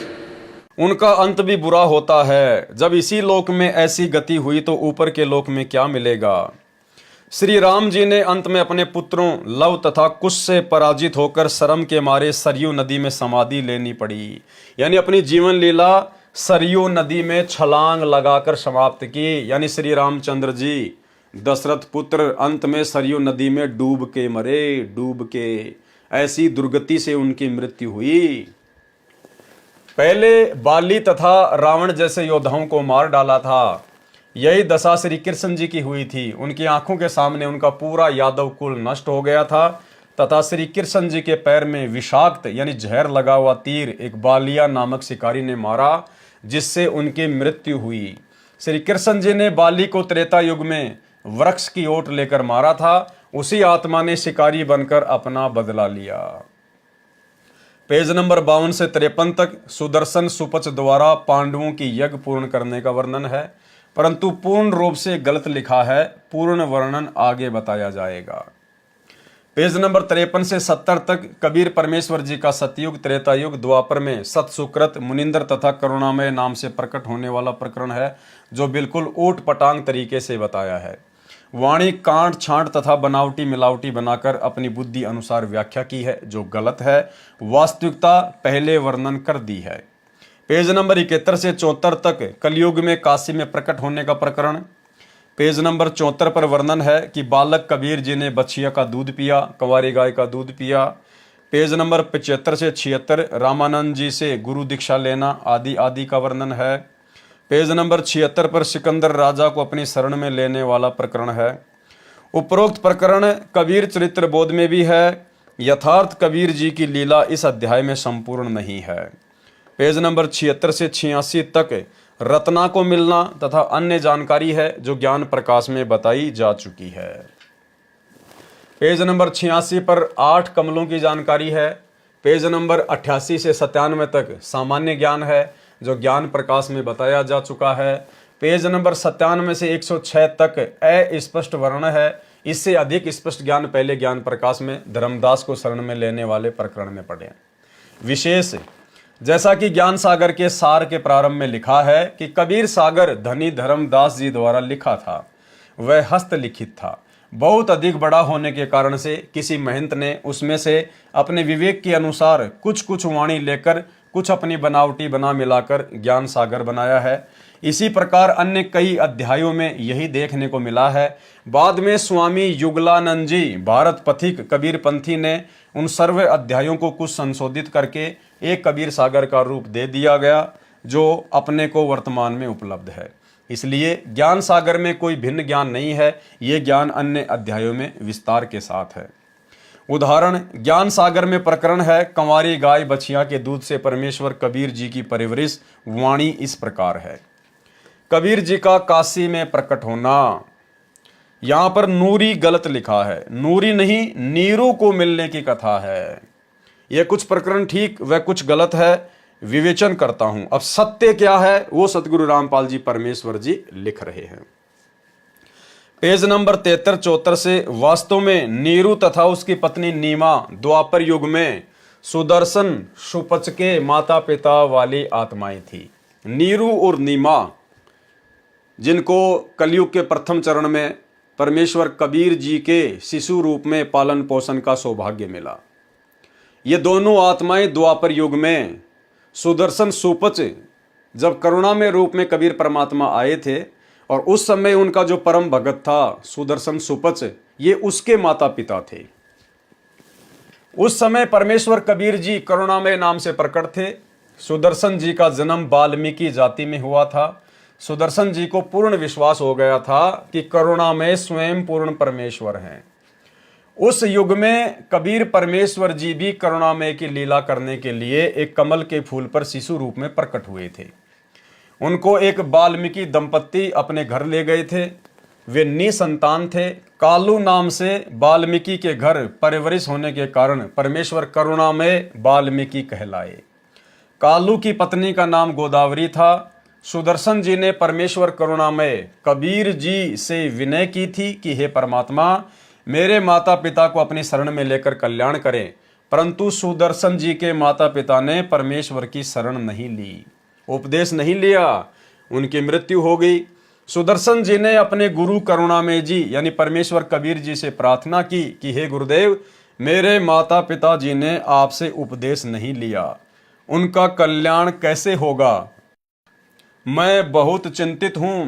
तब परमेश्वर कबीर जी ने विचार किया कि माता पिता के मोह में भगत भी मोक्ष प्राप्त नहीं कर पाएगा। जहां आशा तहां बासा होई, मन कर्म वचन सुमरियो सोई। भाई और बहनों, ये इस प्रकार के उदाहरण आप और हमारे लिए बहुत ही काम के हैं।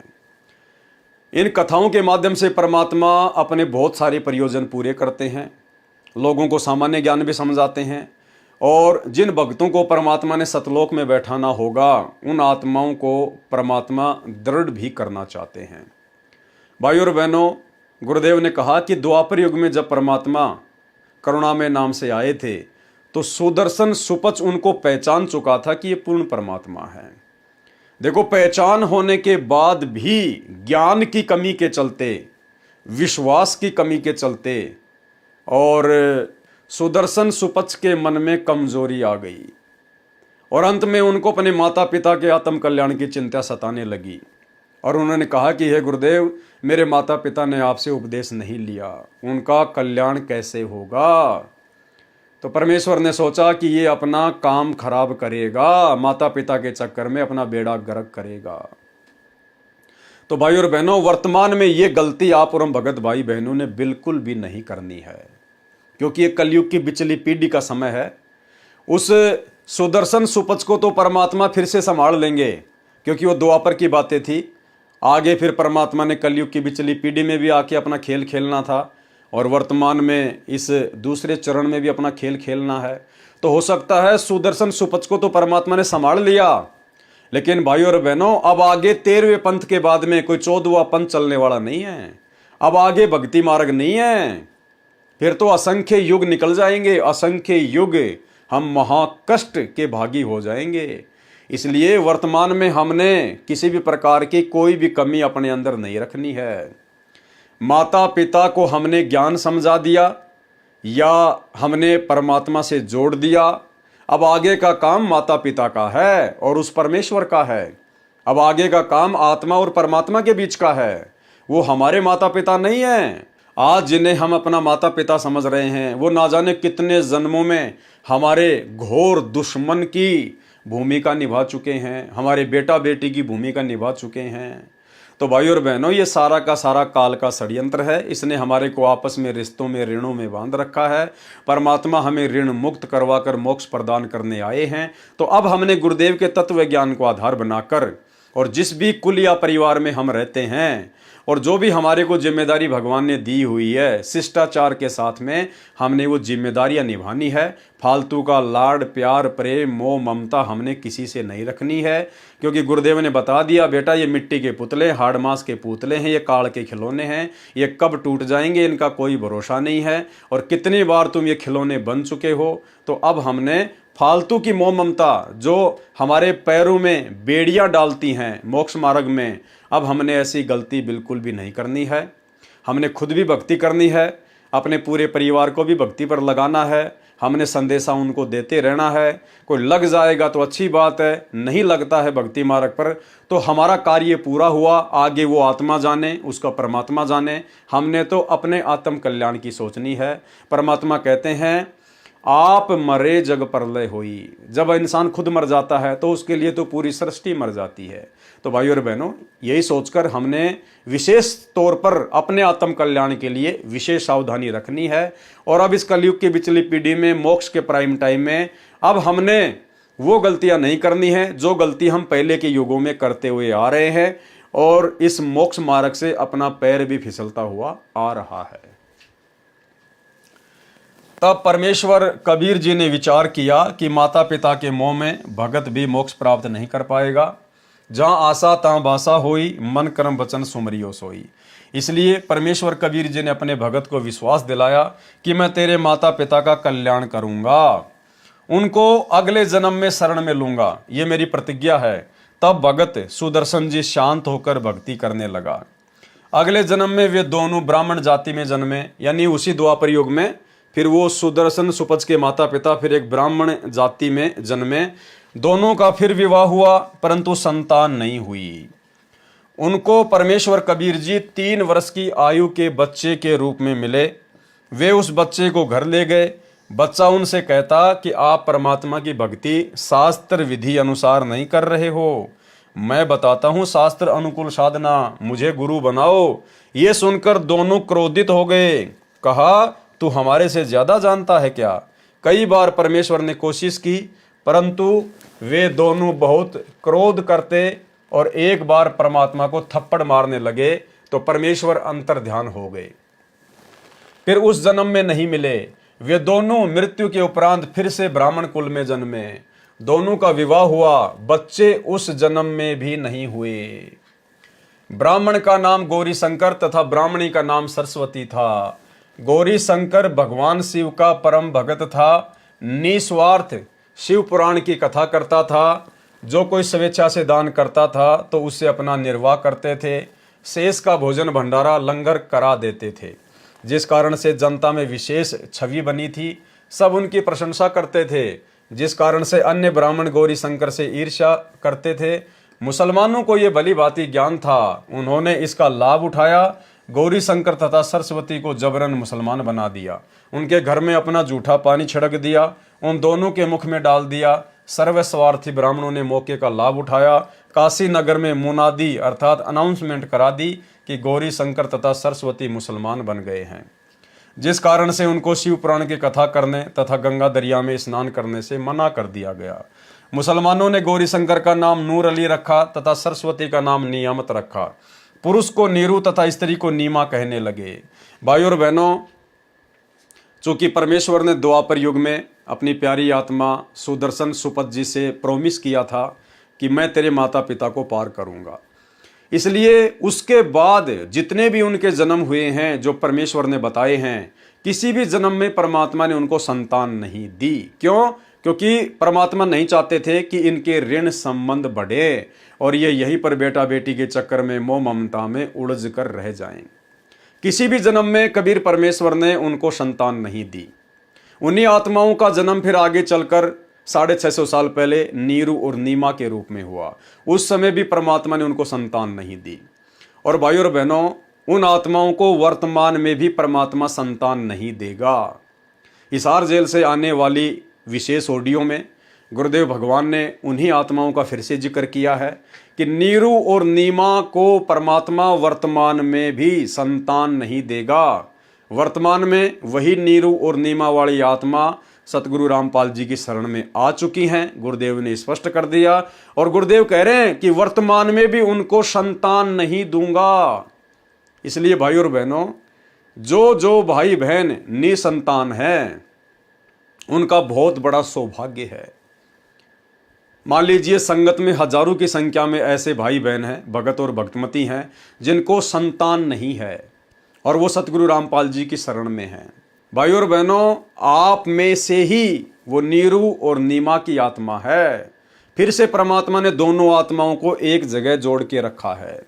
इसलिए आप जियों को तो सतगुरु रामपाल जी परमेश्वर जी की भक्ति के प्रति समर्पित हो जाना चाहिए, कुर्बान हो जाना चाहिए, क्योंकि आप लोगों का तो वर्तमान में बेड़ा पार है, कोई रोकने वाला नहीं है। सतगुरु रामपाल जी भगवान आप आत्माओं के ऊपर विशेष दया दृष्टि रखते हुए वर्तमान की पिछली पीढ़ी तक लेकर आए हैं और वर्तमान में भी गुरुदेव संतान नहीं देगा। इसलिए हर वो भगत भाई बहन जिनके घर में संतान नहीं है, जो पति पत्नी के रिश्ते में हैं, उनको तो स्वयं को नीरू तथा नीमा वाली आत्मा समझकर दृढ़ता के साथ में भक्ति करनी चाहिए और संतान होने के विषय में उनको अपने दिलो दिमाग से वो खरपतवार निकाल देनी चाहिए। परमात्मा संतान नहीं देगा। जब आज से पहले नहीं दी तो वर्तमान में कैसे देगा? कोशिश तो आपने पहले भी बहुत की थी, वर्तमान में भी बहुत कर रहे हैं, लेकिन नहीं हो रही ना, तो परमात्मा नहीं दे रहा, क्योंकि परमात्मा आप लोगों का मोक्ष करना चाहता है। अब यदि किसी कारण से यदि पैर फिसलेगा तो भाई आपकी अपनी कमजोरी से फिसलेगा, बाकी परमात्मा ने तो आप जियों को मोक्ष के प्राइम टाइम में लाके बैठा दिया है। तो उनको नीरू और नीमा कहने लगे। उनका संतान नहीं दी दाता ने। वो नहीं चाहते थे कि ये फंसे फिर दोबारा इस नरक में। ना संतान देने में क्या दिक्कत आओ थी उनके, बाएं हाथ का खेल है। तो बच्चों, परमात्मा संतान दे सकते थे, जैसे अब्राहम सुल्तान था, हम तो धन मांगते फिरा, हे भगवान धन दे दे धन दे दे, और धन न सड़े था। उसको उसका संतान और रानी गगन तार रखे थे, घोड़े घोड़े कितने थे। उस नरक से निकाल अपनी उस आत्मा को गड़ने नहीं दिया, उसमें सड़ने नहीं दिया उसने। बच्चों, ये ऑपरेशन है। एक्स्ट्रा आइटम रहने को नहीं दिया आपके पास। जिनकी जरूरत है उसमें कसर नहीं छोड़ेगा। आप नोट कर लो। साईं इतना दीजिए जा में कुटुंब समावे, हम भी भूखे ना रहे, अतिथि ना भूखा जा। अब जिनका संतान नहीं है ना बच्चों, संसार तो कुछ भी कहे, पर दास कहे उसको ऊपर अमल कर लो। उन्होंने लगातार कई जीवन भगवान के संपर्क में आते रहे, पार बेशक ना हुए, पर मर्यादा घड़ी गजब की रखी। उन्होंने किसी का मारा नहीं, ना किसी का रखा, ना किसी को तंग किया, यानी लेन देन बढ़ाया को नहीं, अपना पल्ला बोझ कर जीवन जिए। आज वो आत्मा मालिक की शरण आ गए, तो अब वो संतान मांगेंगे तो भगवान ना दे। आज वो आत्मा मालिक की शरण आ गए, तो अब वो संतान मांगेंगे तो भगवान ना दे। आज वो आत्मा मालिक की शरण आ गए, तो अब वो संतान मांगेंगे तो भगवान ना दे, क्योंकि उनका संस्कार खत्म हो चुका है। वो क्यों फंसा होगा इस अपने बच्चे ने सड़ंगे में? उनका तो अगला कदम सतलोक में है। मुसलमानों ने गौरी शंकर का नाम नूर अली रखा तथा सरस्वती का नाम नियामत रखा। पुरुष को नीरू तथा स्त्री को नीमा कहने लगे। निर्वाह की समस्या के कारण जुलाहे का कार्य करने लगे, जिस कारण से जुलाहा कहलाए। गंगा में स्नान न करने देने के कारण अपनी झोपड़ी से लगभग 4 किलोमीटर दूर लहरतारा तालाब में स्नान करने जाने लगे। उस सरोवर में वर्षा के मौसम में गंगा दरिया का पवित्र जल पशु घाटों के अंदर से लहरों के द्वारा उछलकर उस सरोवर को भर देता था। पूरे वर्ष वह जल स्वच्छ निर्मल रहता था। इसी कारण से उस जलाशय का नाम लहर तारा तालाब पड़ा। नीरू उर्फ गौरीशंकर तथा नीमा उर्फ सरस्वती भले ही मुसलमान बना दिए थे, परंतु वे फिर भी भगवान शंकर को दिल से मानते थे, उन्हीं का सुमरण करते थे। संतान न होने का दुख भी बराबर था। विक्रमी संवत 1455 ईस्वी सन 1398 ज्येष्ठ मास की पूर्णमासी को सूर्य उदय से 1.5 घंटे पहले, जिसे ब्रह्म मुहूर्त कहते हैं, उस समय परमेश्वर अपने सत्य लोक से गति करके चलकर आए और उस लहर तारा सरोवर में कमल के फूल के ऊपर शिशु रूप धारण करके विराजमान हुए। उस समय एक अष्टानंद नामक ऋषि, जो स्वामी रामानंद जी ब्राह्मण का शिष्य था, उस सरोवर में प्रतिदिन की तरह स्नान करके एकांत स्थान पर शांत वातावरण में साधना कर रहा था। वहां पर वह ऋषि 1 घंटा प्रतिदिन साधना सुमरण करता था। जब परमेश्वर कबीर जी सत्य लोक से नीचे अवतरित हो रहे थे तो उनके शरीर का दिव्य प्रकाश अष्टानंद जी को दिखाई दिया। वह एक प्रकाश का गोला रूप में दिखा। अष्टानंद ऋषि जी की चरम दृष्टि उस प्रकाश की चमक को सहन न कर सकी। उन्होंने अपनी आंखें बंद कर ली। बंद आंखों में एक बालक दिखाई दिया। फिर आंखें खोली तो वह प्रकाश लहर तारा जलाशय में समाता हुआ दिखाई दिया और सरोवर के सर्व कमल स्पष्ट दिखाई दिए, परंतु क्षण मात्र में फिर अंधेरा हो गया। परंतु अष्टानंद जी की आंखों के सामने शिशु का प्रकाश रहित आकार फिर भी दिखाई दे रहा था। कुछ समय के पश्चात वह शिशु की आकृति समाप्त हो गई। जैसे कभी हम सूर्य की ओर देख लेते हैं तो सूर्य की प्रकाश रहित आकृति देर तक आंखों में बनी रहती है, चाहे आंखें बंद करें या खोलें। अष्टानंद जी को बहुत आश्चर्य हुआ। वे तुरंत उठकर अपने गुरुदेव स्वामी रामानंद ऋषि जी के पास गए तथा जो कुछ देखा था सब वृतांत सुनाया। स्वामी जी ने बताया, बेटा, जब कोई अवतारी शक्ति ऊपर के लोक से पृथ्वी पर लीला करने आती है तो ऐसी घटना होती है। कोई महान आत्मा काशी नगर में किसी भाग्यवान माता के गर्भ से जन्म लेगा। क्या कहा पंडित रामानंद जी ने कि कोई महान आत्मा काशी नगर में किसी भाग्यवान माता के गर्भ से जन्म लेगा, क्योंकि रामानंद को केवल इतना ही ज्ञान था, जैसे श्री विष्णु जी के अवतार हुए हैं राम और कृष्ण, वो यहाँ अवतरित हुए और माता के गर्भ से जन्म लेकर फिर बड़े हुए अपनी लीला करने लगे। तो रामानंद जी को केवल यही ज्ञान था कि जो भगवान है वो माँ के गर्भ से आकर ही लीला करते हैं। स्वामी रामानंद जी को इतना ही ज्ञान था कि अवतार भी माता से जन्म लेते हैं, क्योंकि उनके प्रभु रामकृष्ण जी भी माता के गर्भ से जन्मे थे। भाई और बहनों, वर्तमान में वही छोटा ज्ञान, वही आधा अधूरा ज्ञान सतगुरु रामपाल जी परमेश्वर जी के कलयुगी परिवार को है, सतलोक आश्रम मैनेजमेंट हरियाणा को है, सभी स्टेट कोऑर्डिनेटर को है। इसीलिए तो ये लोग अपने गुरुदेव भगवान को अवतार भी कहते हैं, कबीर जी का अवतार भी कहते हैं और प्रतिवर्ष 8 सितंबर को उनका जन्मदिन भी मनाते हैं। ये लोग संत रामपाल जी को इंद्रो माई की कोख से जन्म लेकर आया हुआ मानते हैं। संत रामपाल जी को मानुष मानते हैं। जिस प्रकार श्री रामचंद्र जी माँ के गर्भ से जन्म लेकर आए, श्री कृष्णचंद्र जी माँ के गर्भ से जन्म लेकर आए, ठीक इसी प्रकार वर्तमान में संत रामपाल जी का परिवार सतलोक आश्रम मैनेजमेंट हरियाणा और उन आश्रमों के पीछे लगी हुई 90% संगत संत रामपाल जी को राम और श्री कृष्ण जी वाली श्रेणी में ले रही है। अर्थात इन लोगों को अभी परमात्मा की पूरी परिभाषा का भी ज्ञान नहीं है। स्वामी रामानंद जी को इतना ही ज्ञान था कि अवतार भी माता से जन्म लेते हैं, क्योंकि उनके प्रभु रामकृष्ण जी भी माता के गर्भ से जन्मे थे।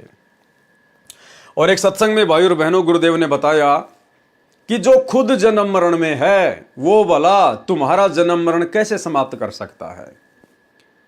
भाई गुरुदेव ने राम और कृष्ण के विषय में बताया कि जो खुद जन्म और मरण में है, जो जन्म लेके आते हैं फिर मर जाते हैं आम प्राणियों की भांति, वो भला फिर हमारा जन्म मरण का रोग कैसे समाप्त कर सकते हैं। तो भाई और बहनों, सतलोक आश्रम मैनेजमेंट हरियाणा जो सतगुरु रामपाल जी को जन्म मरण में मान रहा है कि ये तो माँ के गर्भ से जन्म लेके आए हैं, इनका तो जन्म हुआ है, तो भाई और बहनों भला फिर इन आत्माओं का मोक्ष कैसे संभव है। जो अपने गुरु को आम प्राणियों की भांति जन्म मरण के चक्कर में मान रहे हैं। तो एक सत्संग में गुरुदेव ने स्पष्ट कर दिया कि जो खुद जन्म और मरण में है वो भला दूसरों का जन्म मरण कैसे समाप्त कर सकता है। सुनिए। इसी प्रकार आत्मज्ञान हो गया कि तू जीव है, भक्ति नहीं करेगा तो पशु बनेगा, मुश्किल से मनुष्य में प्राप्त हुआ, भक्ति कर। और समाधान सही है नहीं तो उस ज्ञान का फायदा क्या। जैसे मुझे बता दिया किसी ने कि तुझे ये रोग है और डॉक्टर ने बता दिया तो मुझे विज्ञान हो गया। जिसने मुझे बताया तुझे ये रोग है, दवाई उसके पास भी नहीं, तो वो ज्ञान होया ना होया बराबर है। ज्ञान हो कि रोग है, समाधान हो ये इसकी औषधि है, बात खत्म। तो अब आत्मज्ञान कि हमारे जन्म और मृत्यु का रोग लगा है, इसको कौन समाप्त कर सकता है। जो स्वयं जन्मते मरते हैं वो भगवान नहीं हो सकते, और वो हमारा जन्म मृत्यु का रोग समाप्त नहीं कर सकता। जो स्वयं जन्मते मरते हैं वो भगवान नहीं हो सकते, और वो हमारा जन्म मृत्यु का रोग समाप्त नहीं कर सकता। जो स्वयं जन्मते मरते हैं वो भगवान नहीं हो सकते, और वो हमारा जन्म मृत्यु का रोग समाप्त नहीं कर सकता। अब पता चला परमात्म ज्ञान का, वो परमात्मा सतपुरुष परम अक्षर ब्रह्म है। और एक सत्संग में तो गुरुदेव ने स्पष्ट कर दिया कि यदि भगवान भी आप और हमारी तरह घसियारा होगा तो भला फिर उनसे हमारा मोक्ष कैसे होगा।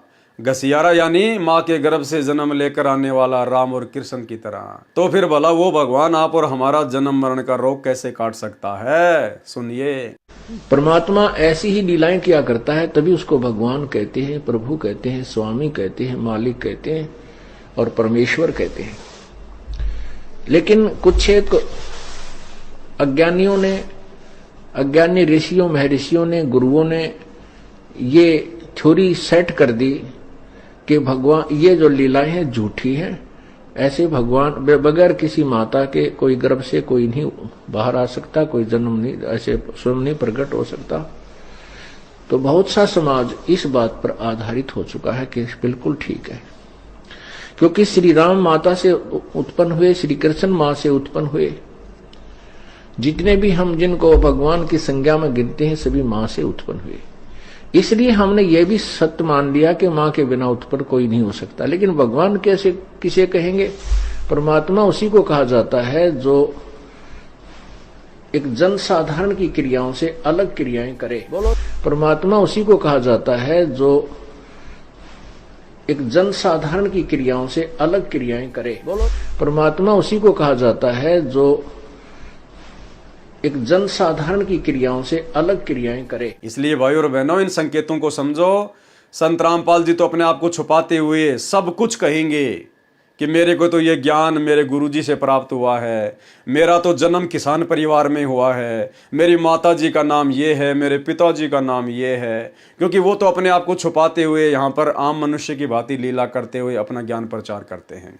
लेकिन गुरुदेव से तत्व ज्ञान लेने के बाद आप और हमारी तो बुद्धि खुल जानी चाहिए कि जो ज्ञान 21 ब्रह्मांड में किसी के पास नहीं है, वो ज्ञान कोई 21 ब्रह्मांड का सामान्य प्राणी कैसे दे सकता है, सामान्य संत कैसे दे सकता है।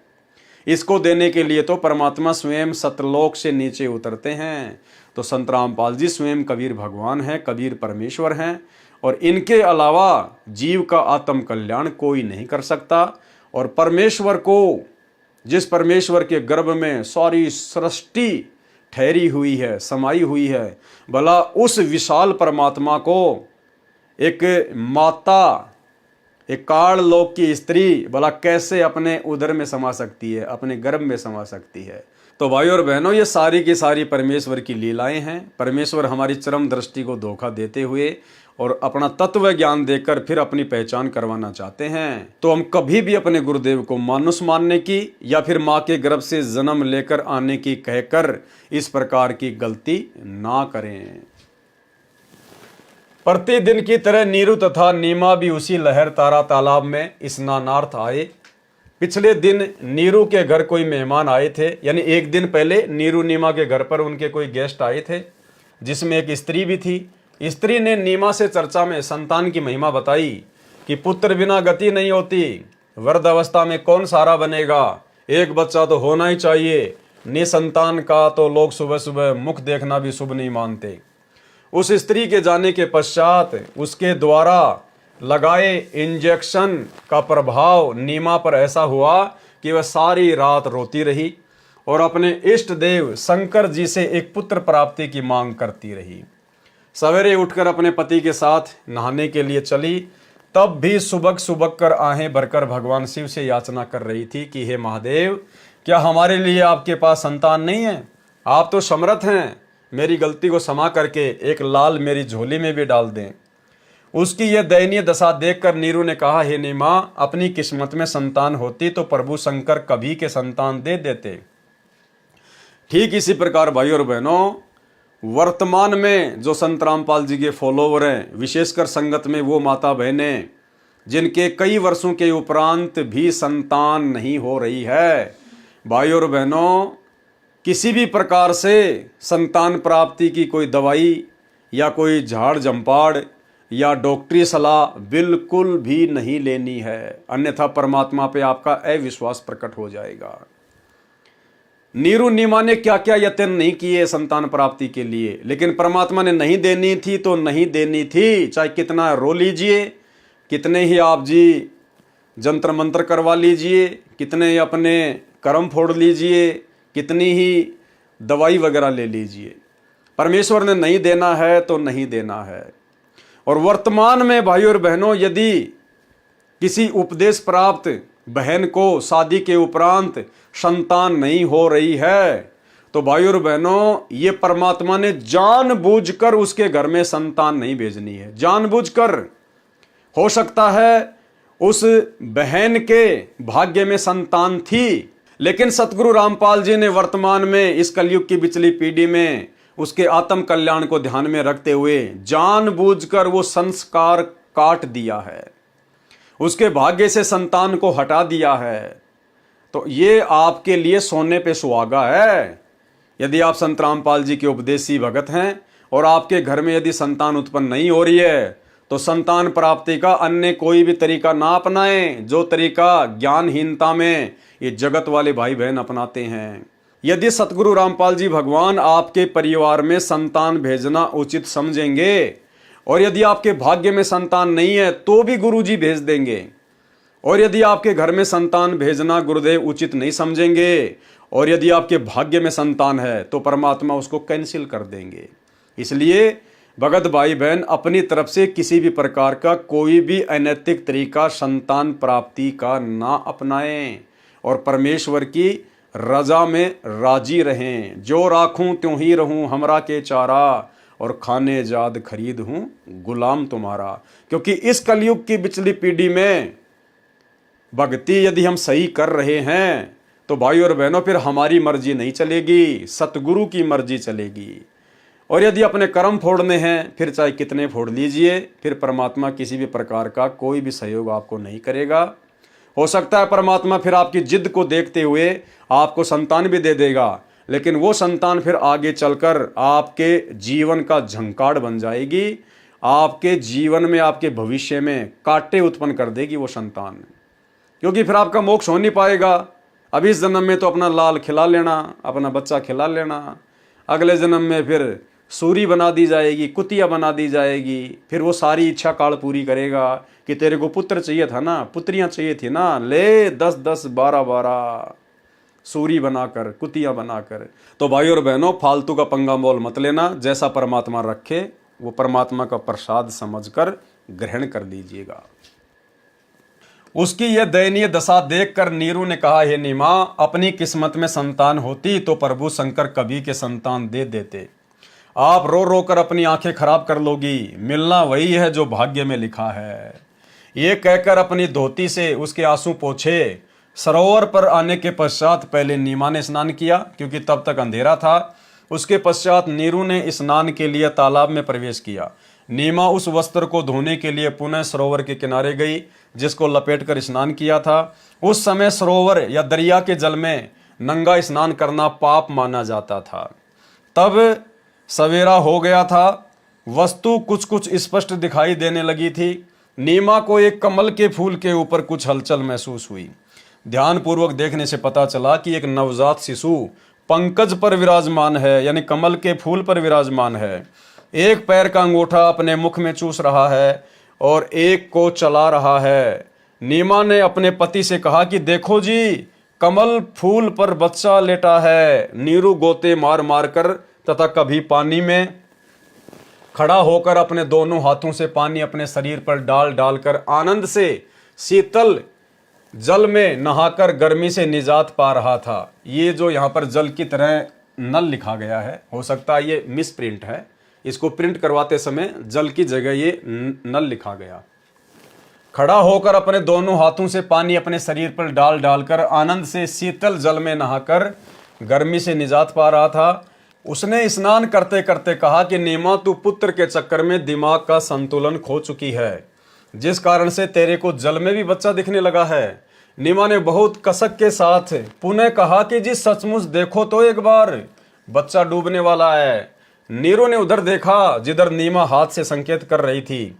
नीरू ने आओ देखा ना ताव, फूल सहित बच्चे को उठाकर अपनी पत्नी को थमा दिया और कोसने लगा उस बेरहम स्त्री को जिसने यह मासूम बच्चा मारने के लिए अंधेरे में फेंक दिया। परमात्मा का शुक्र है कि यह मजबूत ताकतवर कमल पर गिर गया, अन्यथा मर जाता। ये भी बच्चे की अच्छी तकदीर है कि हम समय पर आ गए, इसका जीवन बच गया। जबकि भाई और बहनों, वो बच्चा मरने वाला नहीं था, वो तो स्वयं कबीर भगवान सारी सृष्टि के रचनहार थे, लेकिन जीव अपने हिसाब से आकलन लगा रहा था।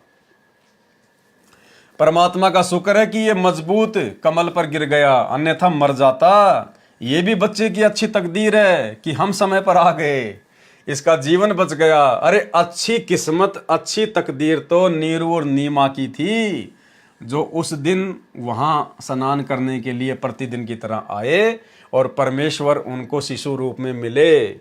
उनकी सेवा का, उनके पालन पोषण का सौभाग्य प्राप्त हुआ, इसका जीवन बच गया। नीमा उस बच्चे के सुंदर मुख को देखकर भावुक होकर परमात्मा शिव जी का शुक्र अदा कर रही थी तथा बच्चे को कभी सीने से लगा रही थी तथा कभी उसका मुख चूमकर दुलार रही थी। जब नीरू स्त्री को कोस रहा था तब कबीर जी बोले जैसे आकाशवाणी हो रही हो।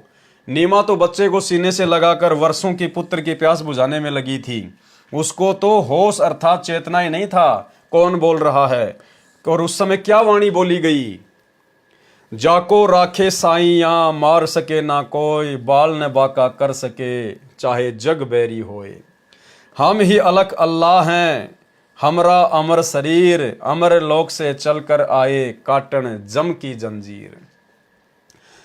भाई और बहनों, गुरुदेव भगवान ने लिखा है कि जिस समय नीरू उस बच्चे को उठाकर नीमा को दे रहा था और नीमा उस बच्चे को लेकर उसके मुख को देखकर खुशी जाहिर कर रही थी, उसको चूम रही थी, अपने होश खो बैठी थी, उसी समय कबीर परमेश्वर जी ने ऊपर से आकाशवाणी की और ये दो वाणियां बोली, जाको राखे साइया मार सके ना कोई, बाल न बाका कर सके चाहे जग बैरी होए। हम ही अलग अल्लाह हैं, हमरा अमर शरीर, अमर लोक से चलकर आए काटन जम की जंजीर। ये कौन से शास्त्र में लिखा हुआ है? क्या आज तक किसी ने बताया कि जिस समय नीरू और नीमा को शिशु रूप में कबीर परमात्मा प्राप्त हुए उस समय आकाशवाणी हुई थी? क्या किसी ने सुनी थी? क्या किसी ने नोट कर लिया था उस समय? भाई और बहनों, कौन बता सकता है ये बात कि उस समय क्या घटना घटित हुई थी, कौन सी वाणियां बोली गई थी, क्या आकाशवाणी हुई थी? स्वयं कबीर भगवान ही बता सकता है, जिन्होंने उस समय ये अमर वाणियां बोली। तो सतगुरु रामपाल जी जो आज लिख रहे हैं अपने कर कमल से, तो कौन हुए सतगुरु रामपाल जी? स्वयं कबीर भगवान उस समय शिशु रूप में। यही सतगुरु रामपाल जी भगवान नीरू नीमा को प्राप्त हुए थे और इन्हीं सतगुरु रामपाल जी परमेश्वर जी ने उस समय आकाशवाणी के माध्यम से ये दो वाणियां बोली थी। तो ये संकेत किया है गुरुदेव भगवान ने ये दो वाणियां लिखकर अपने विषय में कि भाई अपने गुरु को कोई सामान्य व्यक्ति समझने का प्रयास ना करना, ये मूर्खता ना कर देना। वर्तमान में हमें इसी प्रकार के जगह जगह संकेत मिलेंगे भाई और बहनों, कबीर सागर के सरलार्थ में जगह जगह आने वाले समय में और भी गहरे गहरे संकेत।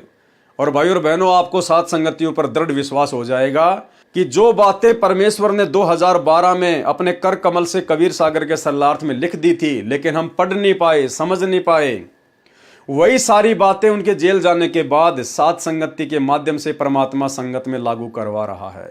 और जो बुराइयां, जो विषय विकार छोड़े बिना हम सतलोक नहीं जा सकते, मोक्ष प्राप्त नहीं कर सकते, आगे की वीडियो में हम इसी कबीर सागर के सरलार्थ में पढ़ेंगे। भाई और बहनों, वो सारी बुराइयां परमात्मा पिछले कई वर्षों से अपनी विशेष प्यारी आत्माओं से, सात संगति वालों से, सात संगति के माध्यम से वीडियो बनवा कर छुड़वा रहे हैं। तो हमें दृढ़ विश्वास हो जाएगा कि साध संगतियां वास्तव में सतगुरु रामपाल जी का 13वां यथार्थ कबीर पंथ है। और सात संगति से जुड़े बिना हम सतलोक के योग्य हंस नहीं बन सकते। तब कबीर जी बोले, जैसे आकाशवाणी हो रही हो, नीमा तो बच्चे को सीने से लगाकर वर्षों की पुत्र की प्यास बुझाने में लगी थी, उसको तो होश ही नहीं था कौन बोल रहा है। और वाणी क्या बोली गई, जाको राखे साइया मार सके ना कोई, बाढ़ न बाका हो सके चाहे जग बैरी होए, हम ही अलग अल्लाह हैं हमरा अमर शरीर, अमर लोक से चलकर आए काटन जम की जंजीर। नीरू तथा नीमा ने सोचा कि आसपास किसी किनारे पर कोई साधु संत परमात्मा की स्तुति कर रहा होगा। नीरू को लोकला सताने लगी, जिस कारण से अपनी पत्नी से कहा कि नीमा, संसार के व्यक्ति क्या सोचेंगे, यदि हम इस बच्चे को घर ले गए तो अपना जीना हराम हो जाएगा। कोई कुछ कहेगा, कोई कुछ, मुसलमानों में हमारे परिचित ज्यादा नहीं है, ये लड़का भी छीन लिया जाएगा और दंडित भी किए जा सकते हैं, नगर निकाला भी मिल सकता है। आप इस बच्चे को परमात्मा के भरोसे यहीं छोड़ दो। नीमा ने कहा, मैं इस बच्चे को नहीं छोड़ सकती, न जाने इस बालक ने मेरे ऊपर क्या जादू कर दिया, क्योंकि परमेश्वर तो जादूगरों के जादूगर है। मैं मर सकती हूं परंतु बालक नहीं छोड़ूंगी। नीरू ने दुखी होकर जीवन में प्रथम बार अपनी पत्नी पर क्रोध किया और थप्पड़ मारने के लिए हाथ उठाया और कहा कि आज तक मैंने तेरी प्रत्येक बात को माना, कारण यही था कि हमारे कोई अपनी संतान नहीं थी। मैं यही विचार करता था कि तेरे को मैं इतना प्यार दूं कि तू पुत्र सेवा को भी भूल जाए। तेरे को कभी सोई हुई को नहीं जगाया, वस्तु मांगी तो एक के स्थान पर दो लाया, जिस कारण से तू मेरी किसी बात की परवाह नहीं कर रही है। बहुत मुंह लगा रखी है, जिद्दी हो गई है। इस बच्चे को रख दे, मेरी एक बात तो मान ले, नहीं तो मैं तुझे थप्पड़ मारूंगा। उसी समय बालक वेशधारी परमेश्वर बोले, हे नूर अली, मैं सतलोक से आया हूं तुम्हारे को काल के जाल से निकालने के लिए। आप ब्राह्मण थे, अच्छा हुआ तुम गरीब मुसलमान जुला बन गए।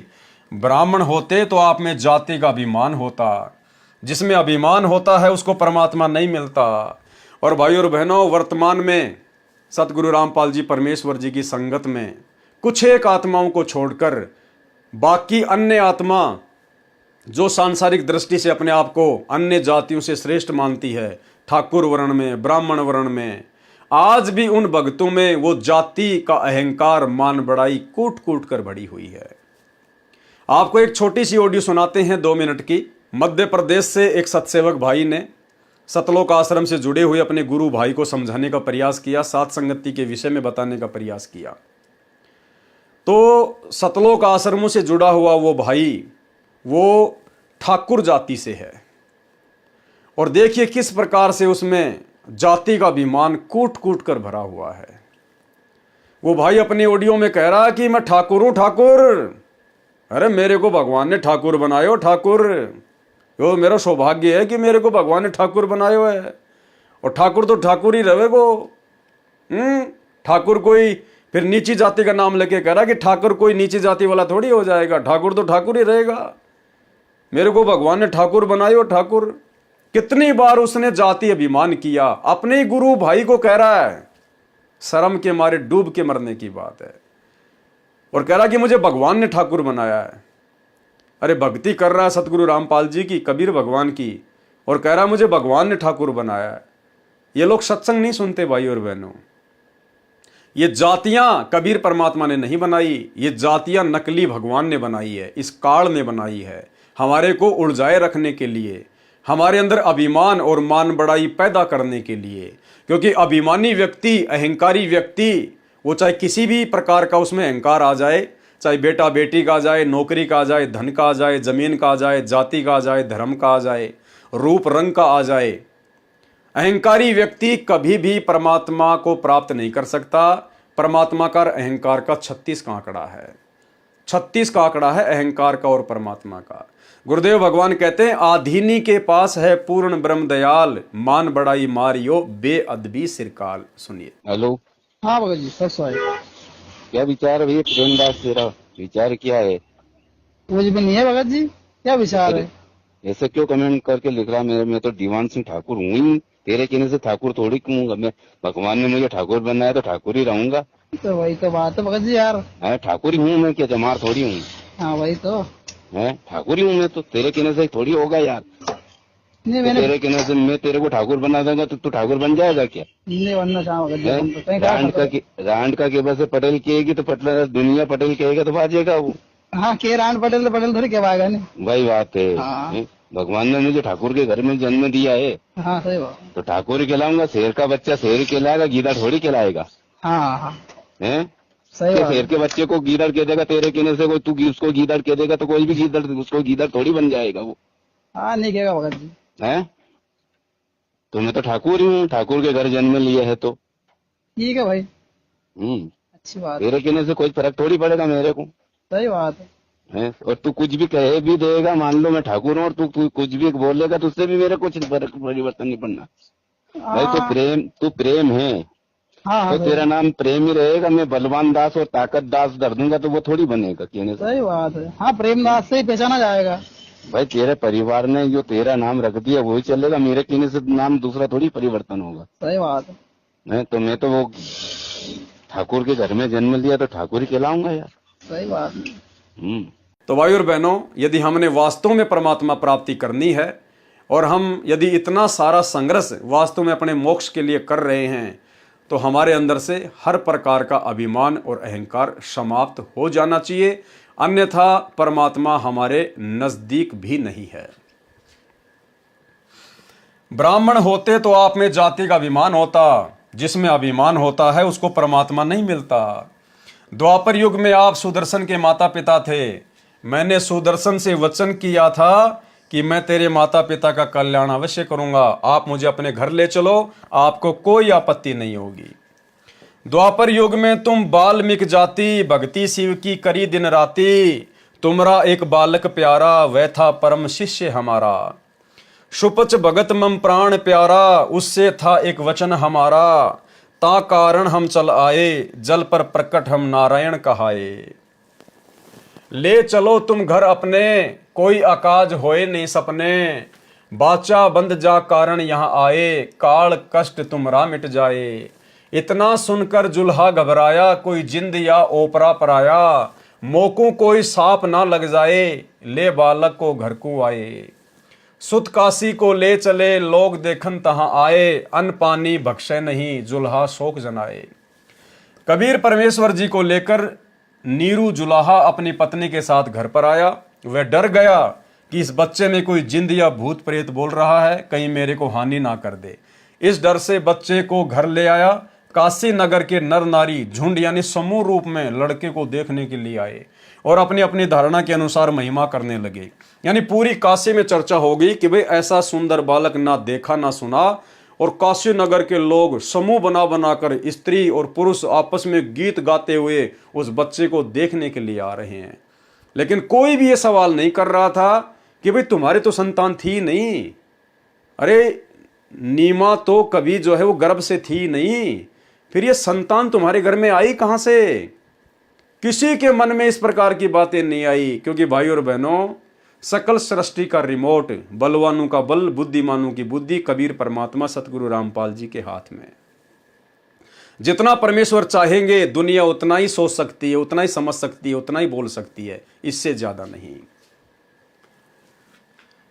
काशी नगर के नर नारी झुंड अर्थात समूह रूप में लड़के को देखने आए और अपनी अपनी धारणा के अनुसार महिमा करने लगे। संत गरीबदास जी छुड़ाने वाले ने भी अपनी वाणी में परमात्मा कबीर जी द्वारा प्राप्त दिव्य दृष्टि से पूर्व वाली घटना देखकर कहा है। संत गरीबदास जी की अमृतवाणी। काशीपुरी कस्त किया उतरे अधर आधार, मोमिन को मुजरा हुआ जंगल में दीदार। कोटि किरण शशि भानु सुधी आसन अधर विमान, परसत पूर्ण ब्रह्म को शीतल प्राण और पिंड। गोद लिए मुख चूम कर हेम रूप झलकंत, जगर मगर काया कर दम के पदम अनंत। काशी में अचरज भया गई जगत की नींद, ऐसे दुल्हा उतरे ज्यों कन्या बरबींद। खलक मुलक देखन गया राजा प्रजा रीत, जम्बू दीप जहान में उतरे शब्द अतीत। काशी उमड़ी गुल भया मोमिन का घर घेर, कोई कहे ब्रह्मा विष्णु है, कोई कहे इंद्र कुबेर। कोई कहे वरुण धर्मराय है, कोई कोई कहत ईश। 16 कला शुभान गति, कोई कहत जगदीश। दुनी यानी दुनिया कहे ये देव है, देव कहे यह ईश, ईश कहे परब्रह्म है, पूर्ण विश्व बीस। कोई कहे छल है ईश्वर नहीं, कोई किन्नर कहाए, कोई कहे गण ईश का ज्यों ज्यों मात रिसाए। दूध ना पीवे ना अन्न बखे, नहीं पलने झूलंत, अधर आसन ध्यान में कमल कला फूलंत। शिव उतरे शिवपुरी से अवगत बदन विनोद, महके कमल खुशी भया लिया ईश को गोद। नजर नजर से मिल गई किया ईश प्रणाम, धन्य मोमिन धन्य पूर्णा, धन्य काशी निकाम। 7 बार चर्चा करी बोले बालक बहनों, शिव कर मस्तक धरया लिया मोमिन कवारी धेनु। अन्न ब्यावर को दूहत है दूध दिया तत्काल, पीवे बालक ब्रह्म गति तहां शिव भय दयाल। कबीर सागर के ज्ञान सागर के पेज नंबर 74 पर। सुत काशी को ले चले लोग देखन तहां आए, अन्न पानी भके नहीं जुल्हा शोक मनाए। तब जुल्हा मन कीन तिवाना, रामानंद सो कहा उत्पाना। मैं सुत पायो बड़ा गुणवंता, कारण कौन भखे नहीं संता। रामानंद ध्यान तब धारा, जुल्हा से तब वचन उचारा। पूर्व जन्म ते ब्राह्मण जाति, हरि सेवा की नी बलि बाती। कछु सेवा तुम हरि की चूका, ताते भयो जुल्हा का रूपा। प्रति प्रभु कह तोरी मान लीन्या, ताते उधान में सुत तो दीन्या।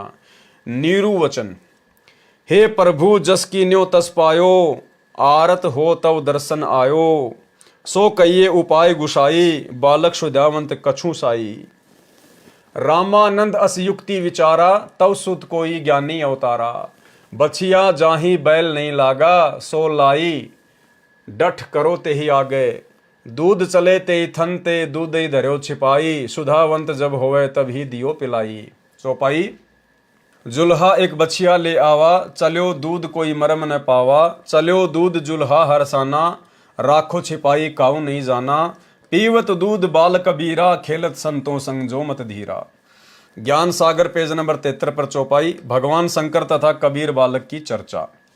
नोट, यह प्रकरण अधूरा लिखा है, फिर भी समझने के लिए मेरे ऊपर कृपया है। परमेश्वर कबीर जी की पहले ये वाणी पढ़ें जो ज्ञान सागर के पेज नंबर 73 पर लिखी है, फिर अंत में सार ज्ञान ये दास रामपाल दास बताएगा। यानी वास्तव में क्या घटना घटी थी, ये सारी जानकारी गुरुदेव भगवान फिर वास्तविक लिखेंगे।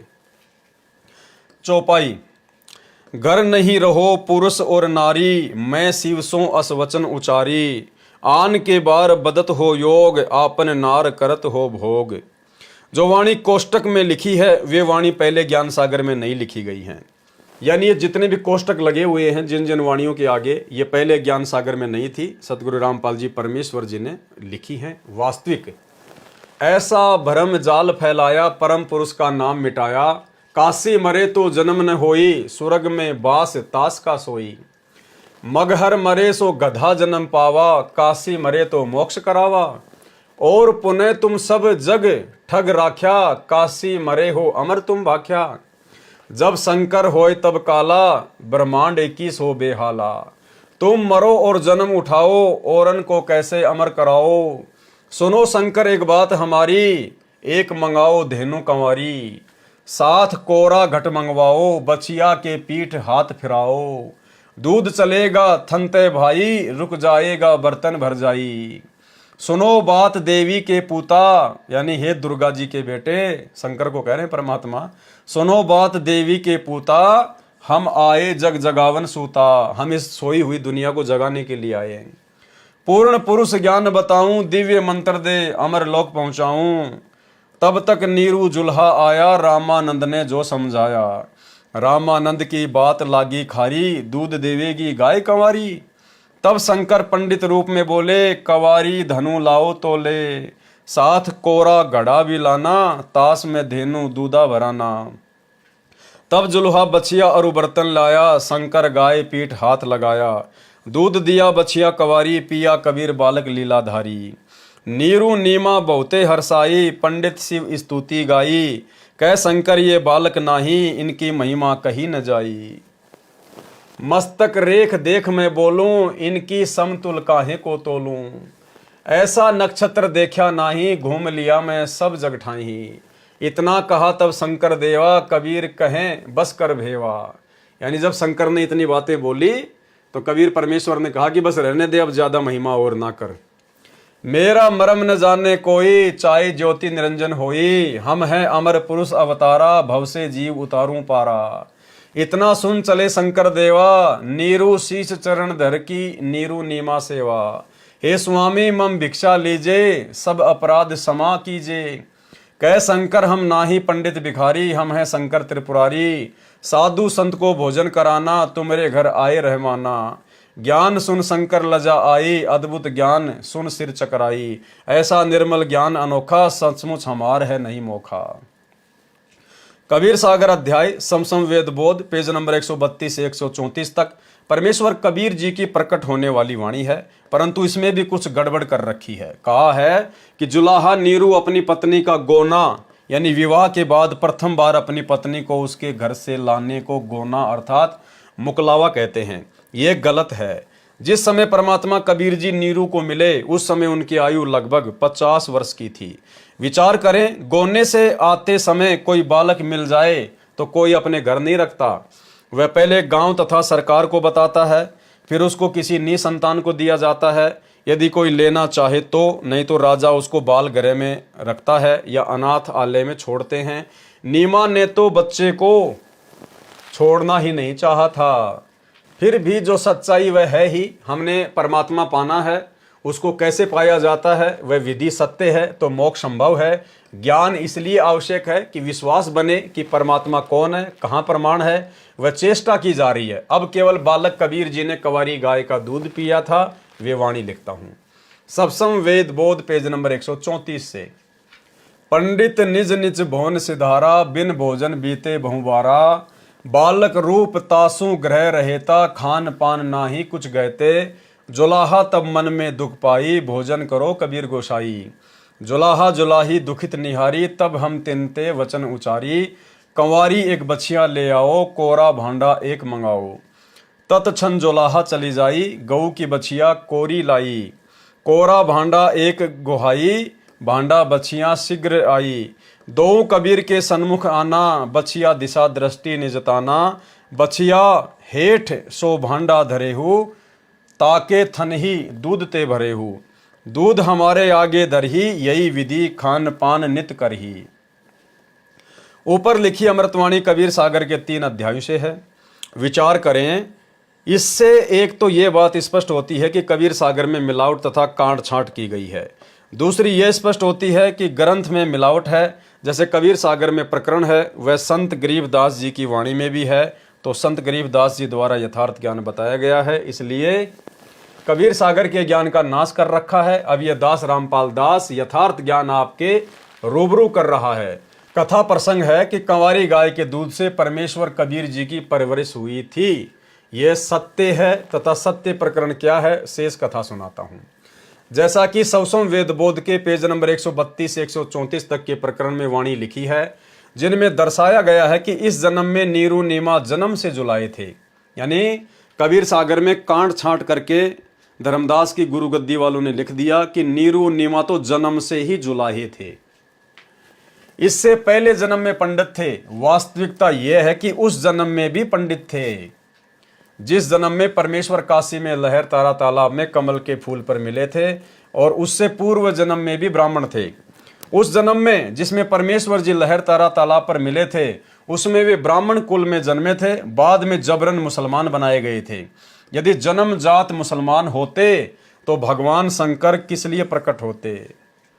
यानी भाई और बहनों, संकेत किया परमात्मा ने कि ये देवी देवता भी ये जातियों वातियों के चक्कर में पड़े हुए हैं, ये देवी देवता भी हिंदू मुसलमानों के चक्कर में पड़े हुए हैं। यहाँ 21 ब्रह्मांड का सारा बखेड़ा है, ये सारा का सारा। क्या कह रहे हैं परमात्मा? यदि नीरू नीमा जन्मजात मुसलमान होते तो भगवान शंकर किस लिए प्रकट होते? अगर नीरू नीमा वास्तव में मुसलमान होते उस जन्म में, तो भगवान शंकर प्रकट नहीं होता। वो तो ब्राह्मण ब्राह्मणी थी, इसलिए आके प्रकट हो गया।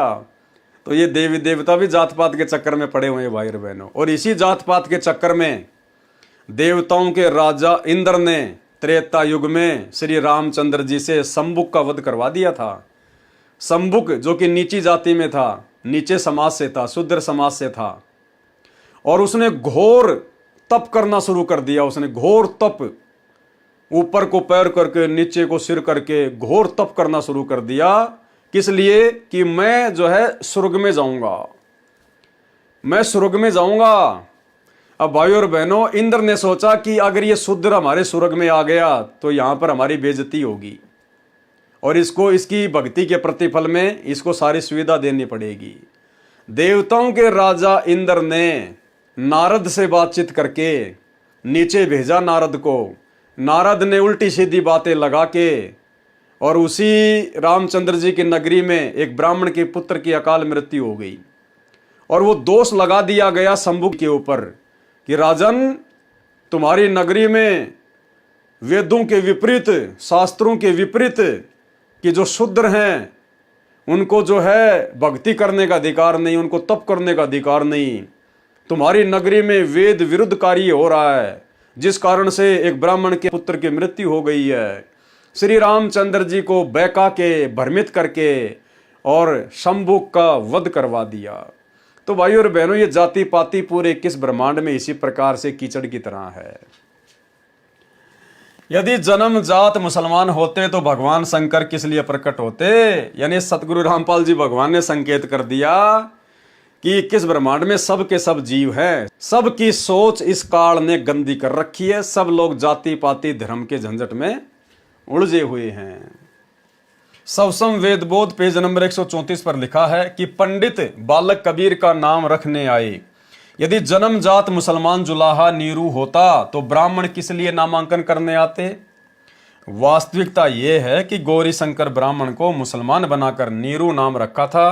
काजी और मुल्ला दोनों नामांकन करने आए थे। वास्तविकता अब पढ़े निम्न लेख में।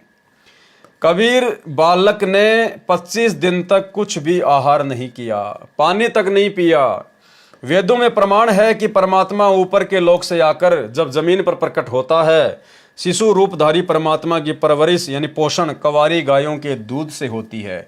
और वो कवारी गायों में दूध कहाँ से आता है? सत्य लोक से, परमात्मा की शक्ति से।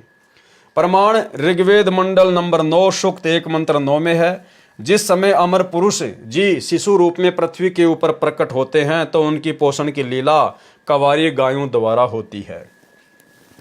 आप जिन्हें ऊपर यानी कबीर सागर के अध्यायों ज्ञान सागर पृष्ठ 74, कबीर चरित्र बोध पेज नंबर 1794 से 1796 तक अंकित है, तथा सवसम वेद बोध पृष्ठ 134 पर लिखा वर्णन पढ़ा, जो लगभग विक्रमी संवत 1550 यानी सन 1497 में बांधवगढ़ वाले सेठ धनी धर्मदास जी ने लिखा था। यही प्रमाण वेदों में लिखा है। इससे यह भी प्रमाणित होता है कि कबीर जुलाहा ही वह पूर्ण परमात्मा है जिसकी महिमा वेदों में लिखी है, और वह परमेश्वर कबीर जी के ऊपर खरी उतरती है। इनके अतिरिक्त विश्व में किसी भी महापुरुष पर या जिनको परमात्मा मानकर पूजा करते हैं श्री रामचंद्र जी तथा श्री कृष्ण चंद्र जी पर वेदों में लिखी पहचान खरी नहीं उतरती। कबीर सागर के उपरोक्त अध्यायों में प्रसंग छोड़ा गया है, कुछ जोड़ा गया है, जिस कारण से परमेश्वर कबीर जी की महिमा संपूर्ण वर्णित नहीं है। चौपाइयों तथा दोहों साखियों में किया वर्णन प्रत्येक व्यक्ति समझ नहीं सकता। उसका विस्तृत ज्ञान आप अध्याय कबीर चरित्र बोध के सारांश में पेज नंबर 517 से 573 में कबीर जी का कलयुग में प्राकाट्य में पढ़ें। अनुराग सागर पवित्र कबीर सागर का तीसरा अध्याय है। इसका अधिकतर प्रकरण अध्याय ज्ञान प्रकाश में लिखा गया है, जो सृष्टि रचना से संबंधित है। पेज नंबर 12 से 67 तक तथा इससे आगे परमेश्वर कबीर जी का 3 युगों में प्रकट होने वाला प्रकरण है। ये भी इसी पुस्तक के ज्ञान प्रकाश बोध के सारांश में लिखा है। यहाँ लिखना व्यर्थ विस्तार करना है, पाठक जन वहीं से ज्ञान ग्रहण करें। अनुराग सागर में कुछ त्रुटियां हैं, उनका विवरण भी ज्ञान प्रकाश अध्याय के सारांश में लिखा गया है। तो भाई और बहनों, सतगुरु रामपाल जी परमेश्वर जी के आशीर्वाद से कबीर सागर के सरलार्थ में आज हम केवल इतना ही लेंगे, क्योंकि धीरे धीरे हम आगे बढ़ेंगे भाई बहन, क्योंकि हमें फिर अपनी भक्ति भी करनी होती है, तीनों समय की आरती भी करनी होती है, सुमरण भी करना होता है, सत्संग भी सुनना होता है, अन्य भी परमात्मा की सेवा होती है, गुरुदेव को भोग लगाना होता है।